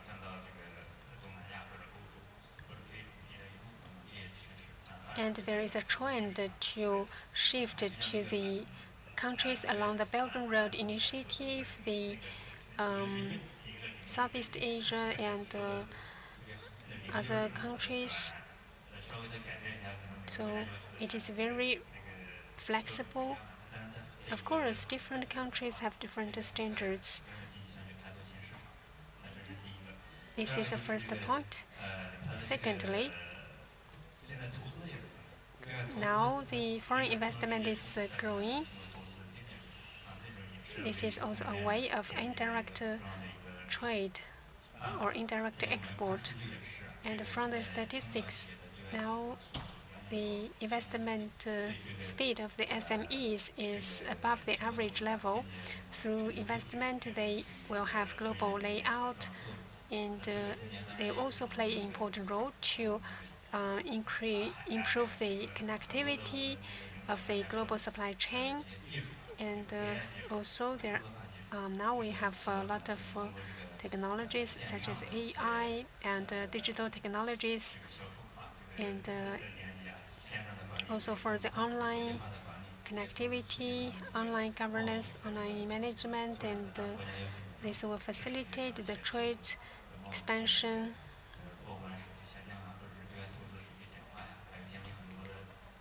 And also streamline the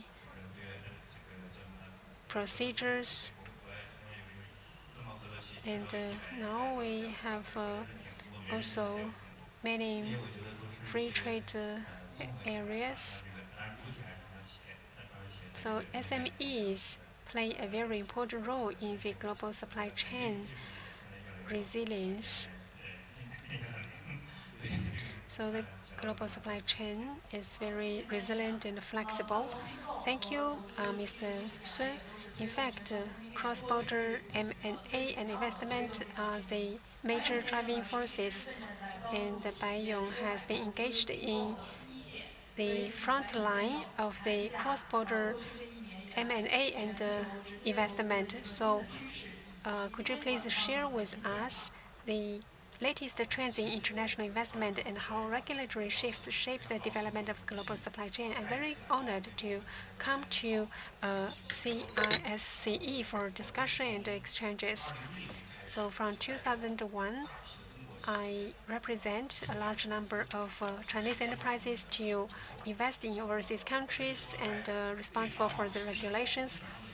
And at the busiest season, every week we have new projects. We have a lot of work in going global.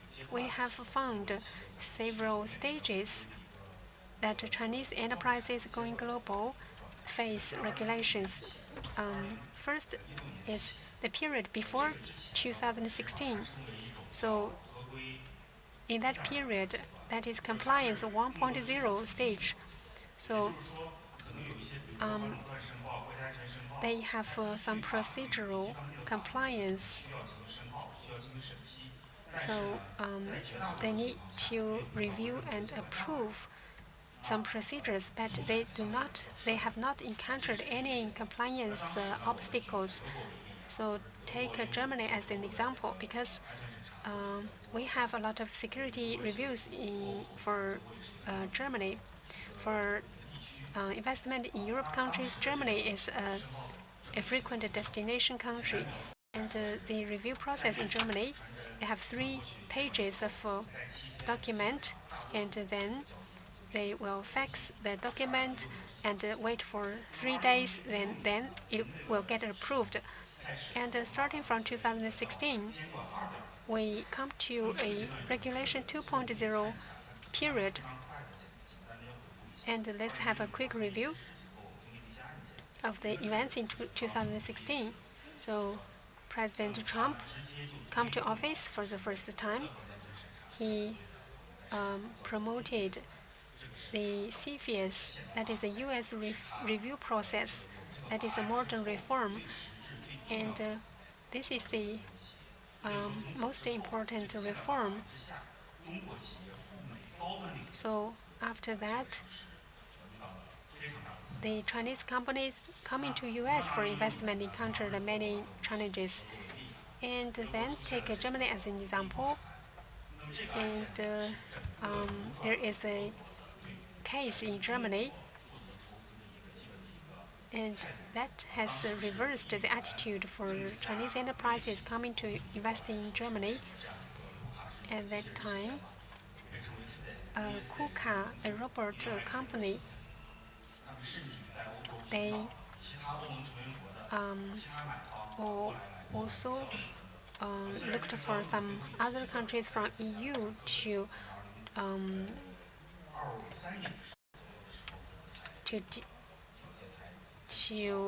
impede this transaction with the Chinese company. And in anti-monopoly field in 2016, there was also a case, a typical case, and the energy company under CISCE in China, in fact,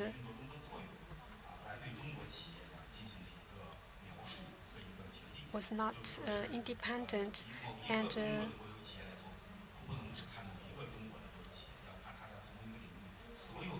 actually in the review process, they not only conduct the review for one single enterprise, they will look at the whole category of the enterprise. So this is a very important issue for the review. And to this stage, a very important part is that for the Chinese company to go to war overseas, they are facing the actual challenges.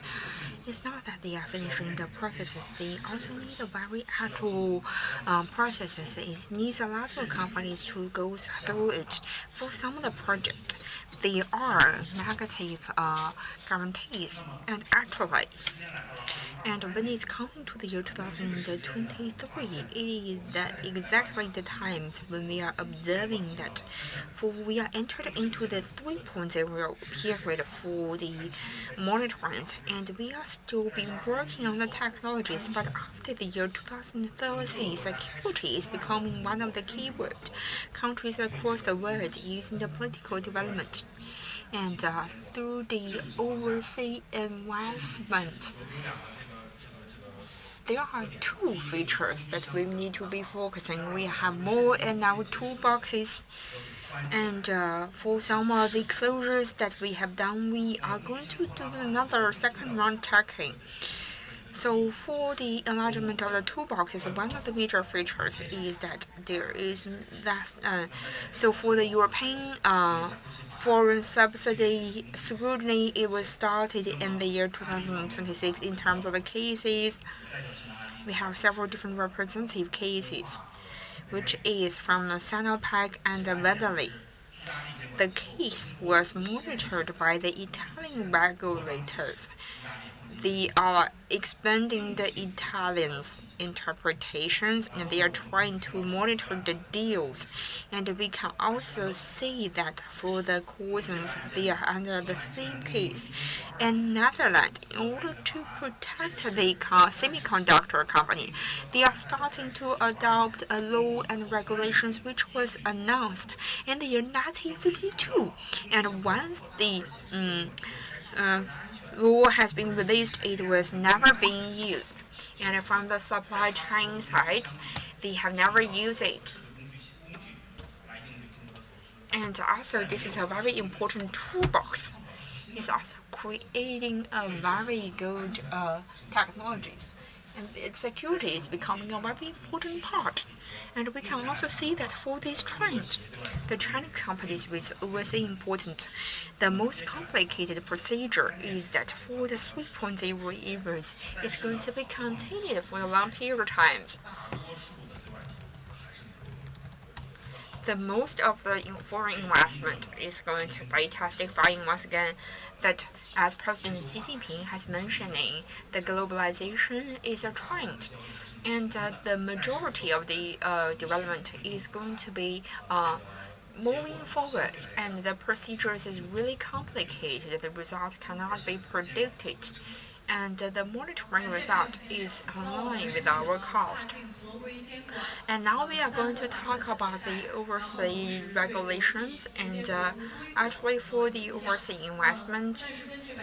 And according to Mr. Brown's observations, the company's overseas demand is really, and today, according to our result, the resilience is only 2.1%. It's not reaching its historic record, failing to rebound, and interactions with the supply chain promotions, creativities, and innovations. Next, we invite all the experts to share you valuable insights on how to boost the resilience of the global supply chain. And so, Director 3, amid the intensifying major country competitions, how do you think about the international community can strike a balance between security, demand, and supply chain resiliences? First, in our discussions, I think that we need the technologies, the optimisms. And today, we are full of the sunshines. And first and foremost, I still remember that in a short period of time, there is a huge development in the security of the supply chain. And also, I think that from my ideas this year, the major issue is that we are entered into a very stable period. As President Xi Jinping has met up with President Trump in Beijing, from the trilateral relations, I am really confident about the trend, especially this year. I'm full of the optimism and confidence. And once the major country relations has been stabilized, to some extent, it is going to be becoming a very important tool. It's also going to be affected by the geopolitical results. And also for the country level geopolitical balances is also going to bring us a very good buffer result. Apart from the US and Iran, they have just signed this peace accord. I also believe that Russia and Ukraine has been discussing a ceasefire. We can see that this year the trend has also been moving to a better result. We used to be very pessimistic, and this year we are moving into a very positive result. This is benefiting, and when we are talking about the supply chain demand. And second, if we really want to find a result about the supply chain, the international society needs to be getting rid of the current geopolitical conflict dominated international relations. We need to be resumed to the development dominated international layouts. Actually, a lot of geopolitical conflicts is being triggered by the unbalance of the development. So for the international society, we need to shift our eyesight into the development and for the fair distributions. And thirdly, if we want to discuss about the supply chain demand, we are not going to be against its creative discussions. And now we know that for the supply chain, one of the major changes is about the global supply chain demand. And for the local deployment to some of the projects, it's quite reasonable. They have a shorter period to be delivered, and also for the EI, green, and innovative factors. How can we include it in our thinkings in the traditional supply chain? With the new factors of the supply chain, we are going to find a new balance. Against this background, we are going to be quite confident about the changes in the supply chain. To our understandings, the principles that we are taking is that we are going to be against the group designs. One of the concepts we have been talking about is this is a 100% against the market, and it's also posing a further challenge to the supply chain securities. While we are working together with the group development, we could be adopting an attitude of openness. For example, in China is the largest trading partner, and we have a whole supply chain among the Asia-Pacific regions. So we are much better than the European Unions.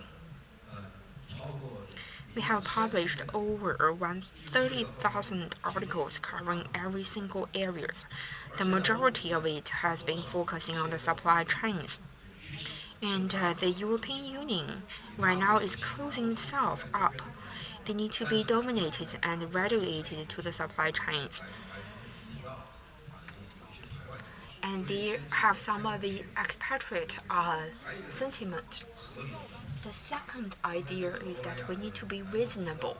As Mr. Han have mentioned, L'Oreal enjoys 60% of the local production in China. For some of the countries and regions, they are also seeing the local production to some of the extent. This might need the relocations between the domestic economy and local economy for the final part. One thing very important is that in the field of supply chain security, we need to be truly relying on the security. And there are some transitional security. And I also need to say there are some of the protectionisms. And once the protectionism has been become wider, it's also going to be posing a lot of challenges. So we need to deal with it. We need to let the companies and the governments. And finally, my confidence comes from as the development of the human societies.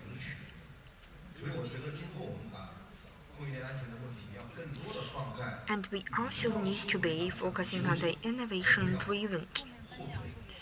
And we don't need to be retrieval back because of the protectionisms. Although we cannot be turning back, but we can have a better future together.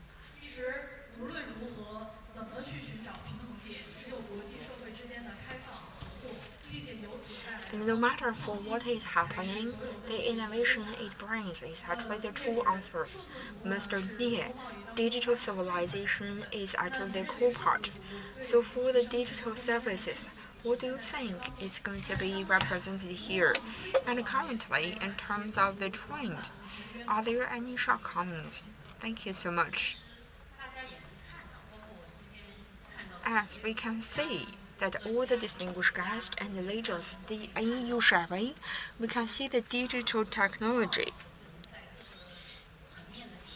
It is being represented here.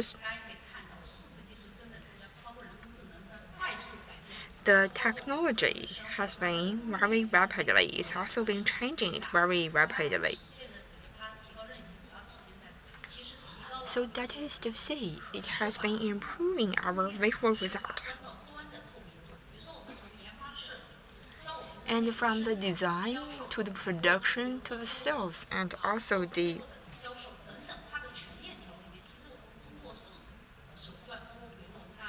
And we all know that with the big data, Internet of Things, for every single one of it,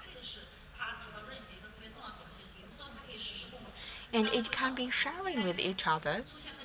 One, if something occurred, it's also going to be equally.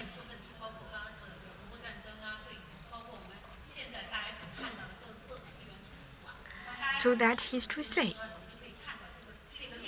the whole chain is not being interconnected. We can also be changing for the supply.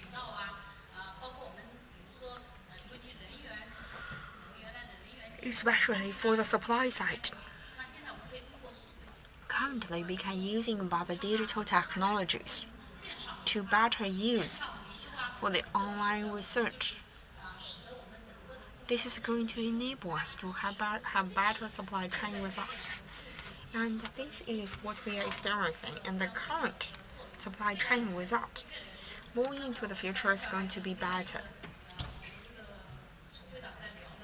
And as we have been discussing in our main forums, this is the National Think Tank Institute. We mentioned that will AI replace all of our researchers, and we can generate this researching result. So this is to say that for one part, the researching report is one thing, another part is that for the humankind, it needs there's a lot of errors. If you are not within this result, you are going to see that that's it. But within it, you are going to see that it's not very down to earth and it's not very true. So we are actually there was a lot of positive energies. For example, the major questions. It's not happening again. There is a lot of the geopolitical conflicts. And as Mr. Zhao has mentioned, the multilateralism is playing a quite important role. 80% of it is being represented in the goods services.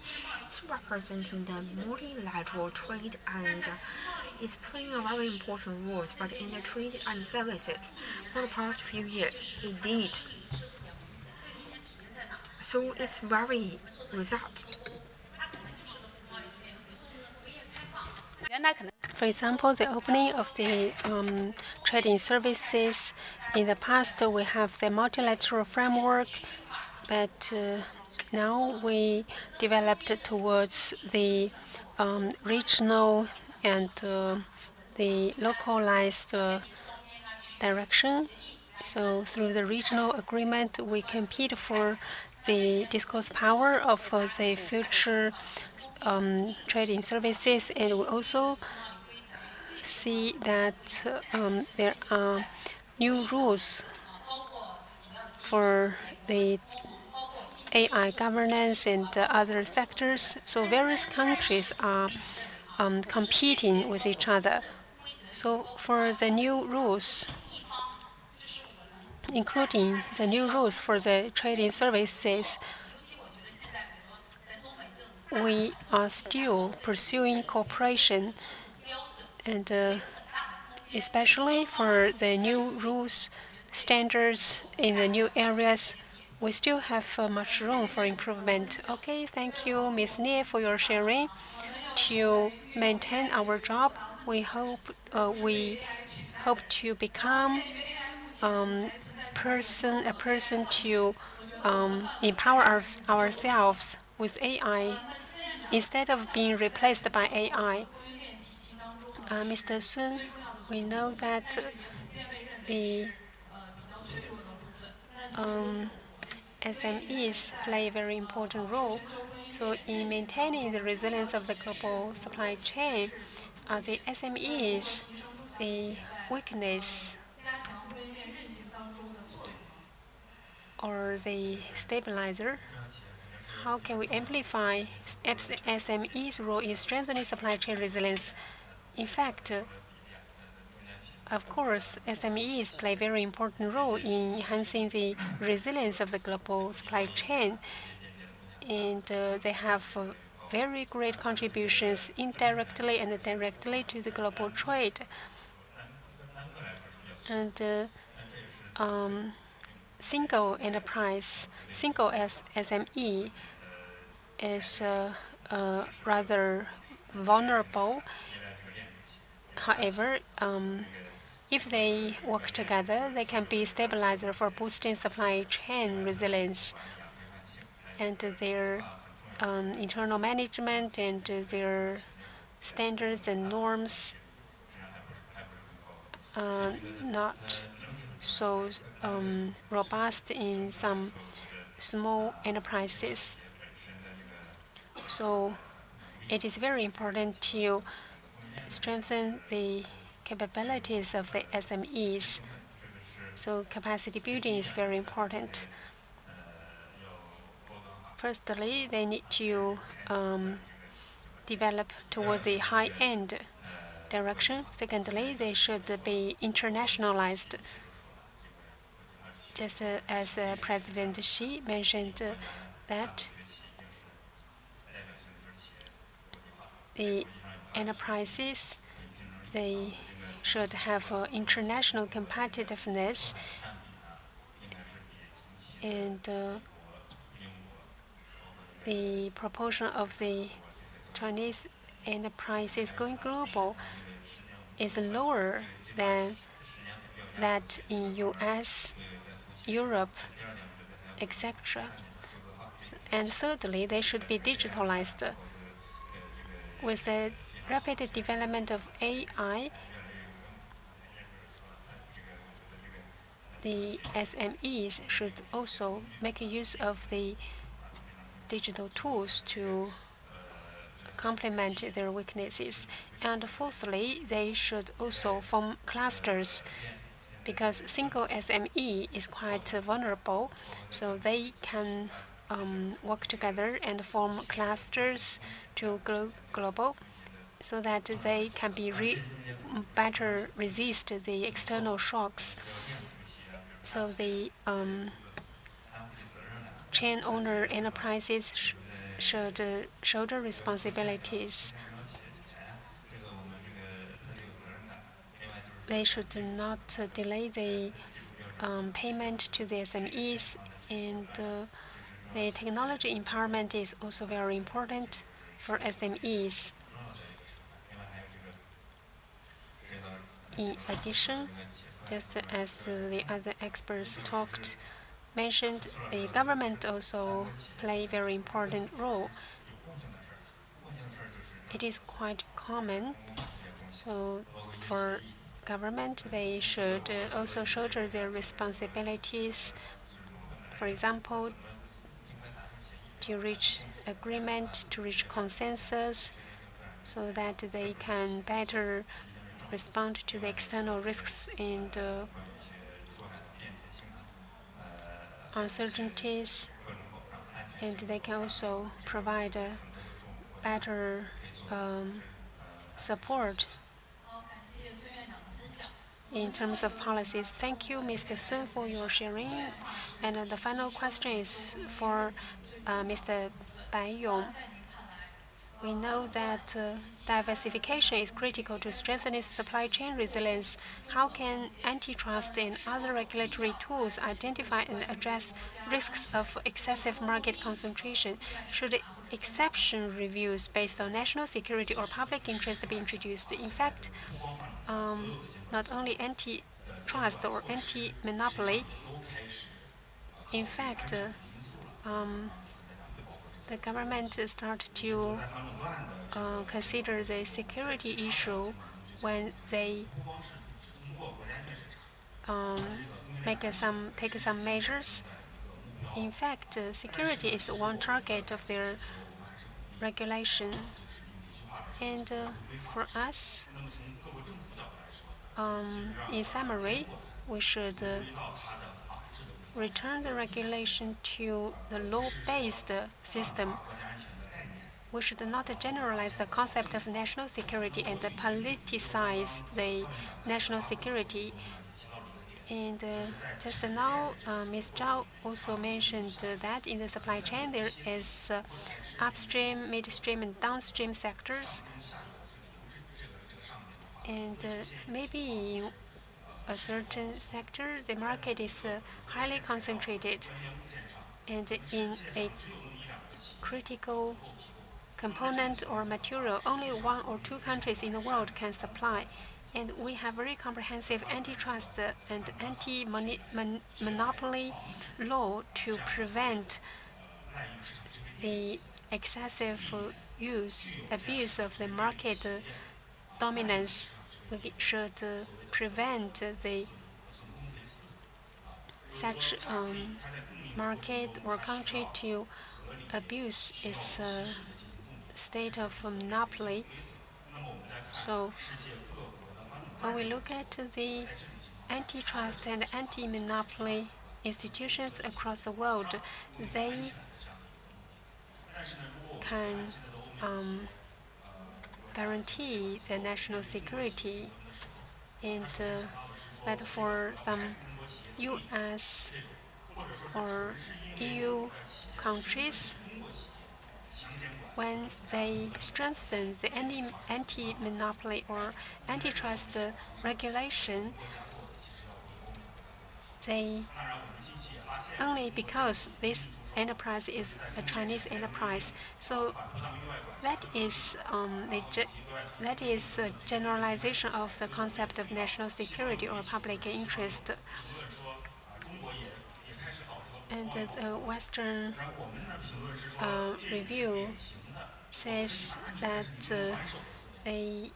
now China also has some antitrust or anti-monopoly regulation. But in fact, China only takes some countermeasures against the inappropriate antitrust or anti-monopoly measures. But for China itself, it never takes any protectionism measures. From the perspective of enterprises, they should also return to the law-based thinking. And now we are faced with a complicated regulation environment. And for many Chinese enterprises, they feel very confused when they hear that they need to apply or go through some review process. When they invest in US or Europe, the procedures are quite complicated. But we should resort to the law. And if we have exhausted all the law-based measures, yet there are still some problems, then the Chinese government will make some efforts. And from the long-term perspective, I totally agree with Mr. Cui's opinion. We hold an optimistic attitude. And I think it will be better and better in the future from the long term. So just as you said, Mr. Bai Yong, security reviews must not be distorted into market access barriers. CCPIT Academy has hosted China International Supply Chain Expo for consecutive years, and we hope to advance the collaborative, secure, stable, and unimpeded industry and supply chains through joint multi-level and multi-stakeholder efforts spanning government, industry, academia, and research institutes. Thank you. This is the end of the panel discussion. Please come back to your seats, and thank you all our distinguished guests. And we will proceed to the award ceremony for the Global Supply Chain Promotion Research Competition. Distinguished guests, to advance research on supply chain promotion, improve research quality, and cultivate more professionals specializing in supply chain theories, CCPIT launched the 2026 Global Supply Chain Promotion Research Competition. We collected research papers from universities, research institutes, local trade promotion agencies, and chambers of commerce nationwide, and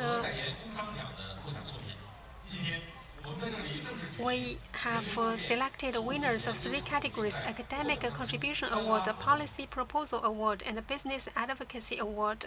Today we hold the official certificate presentation ceremony for all award-winning works. Now, representatives of winning authors, please come to stage. And the winners of the Academic Contribution Award are as follows. Second prize, Uncovering the Risks of Digital Supply Chains, a large language model framework for semantic identification and validation. Representative author Wang Bing. Second prize, Research on the Impact of Free Trade Agreements on Global Value Chain Restructuring and Countermeasures. Representative author Gong Yuwen. Third prize, Research on China's copper industrial chain risks amid nearshoring and friendshoring policies. Representative author Zhou Lingling. Third prize, Research on Supply Chain Governance Mechanisms for Boosting Supply Chain Resilience via New Quality Productive Forces. The winner, Shen Hong. And third prize, Digital and Intelligent Transformation of Supply Chains and Improvement of Corporate Total Factor Productivity. Winner, Shen Xusheng. Third prize, Researcher on AI Technology's Role in Boosting Corporate R&D Efficiency. Winner, Luo Henghui. And Merit Award, New Quality Productive Forces, Digital Transformation and Corporate Supply Chain Resilience. Winner, Peng Xinling. And the Merit Award, Research on the Impacts of AI on China's Supply Chains. Winner, Yang Yun. Merit Award, Research on Multinational Supply Chain Decision-Making for New Energy Vehicles with Power Battery Recycling Considered. Winner, Huang Kuan. Merit Award, Mandatory Tensions and Mitigation Mechanisms of Green Supply Chains under Divergent China-EU Carbon Accounting Standards. Winner, Zhang Gongchang. Let's give a big round of applause to invite the presenter of the Academic Contribution Award, Zhao Ping of CCPIT Research Institute, to present the awards.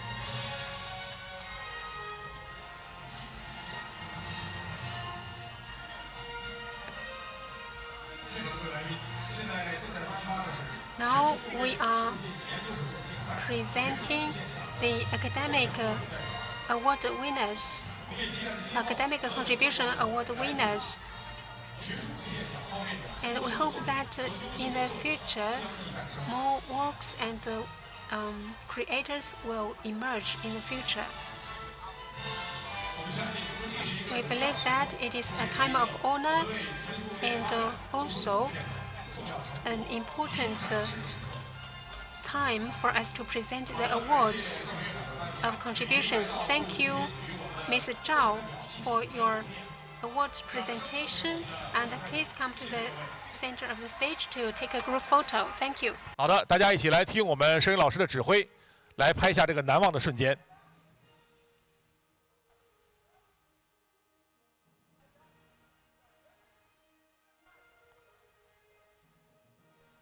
好的，谢谢，再次感谢各位。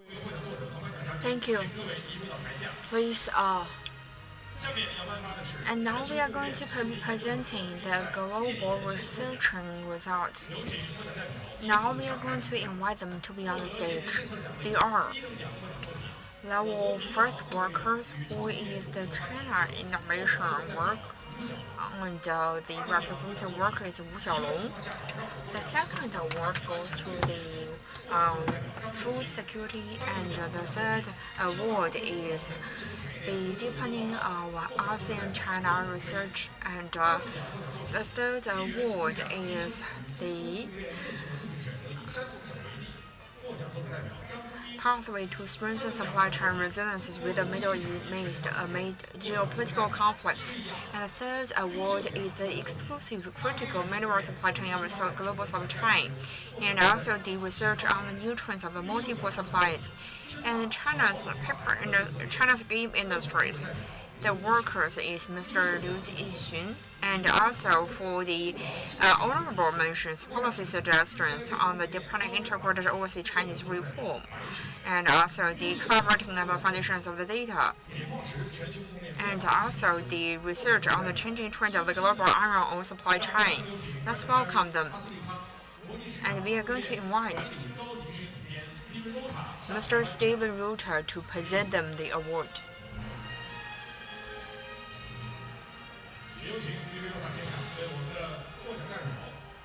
Congratulations to all winners and thank you to our presenters.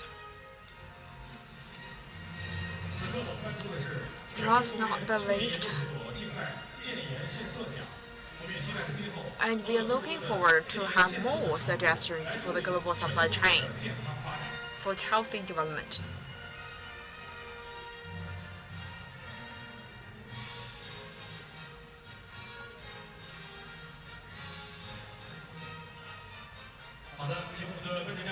Well, next, we are going to take a group photo together.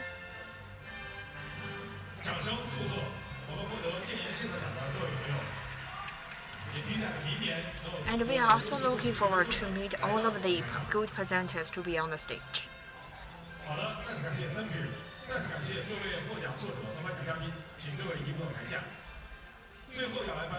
And the final part is the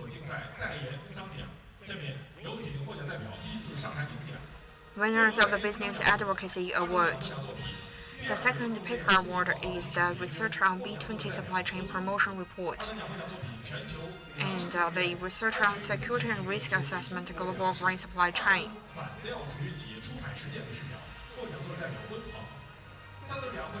And also from the project Expo to System Globalization, research on Chinese enterprises' supply chain capacity building during the 15th five-year plan, and thoughts on the overseas supply chain, on the financial supporting manufacturing enterprises' global expansion. Now we are going to give the floor to Mr. Welcome Ma Li to China Exhibition Group to present the award.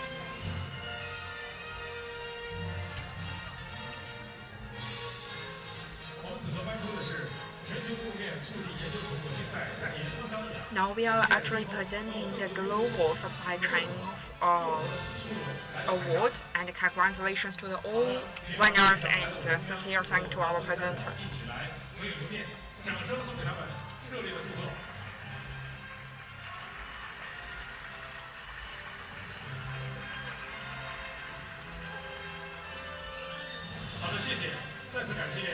Congratulations to all winners and sincere thanks to our presenters. Distinguished guests, ladies and gentlemen, we gather here today with outstanding mind.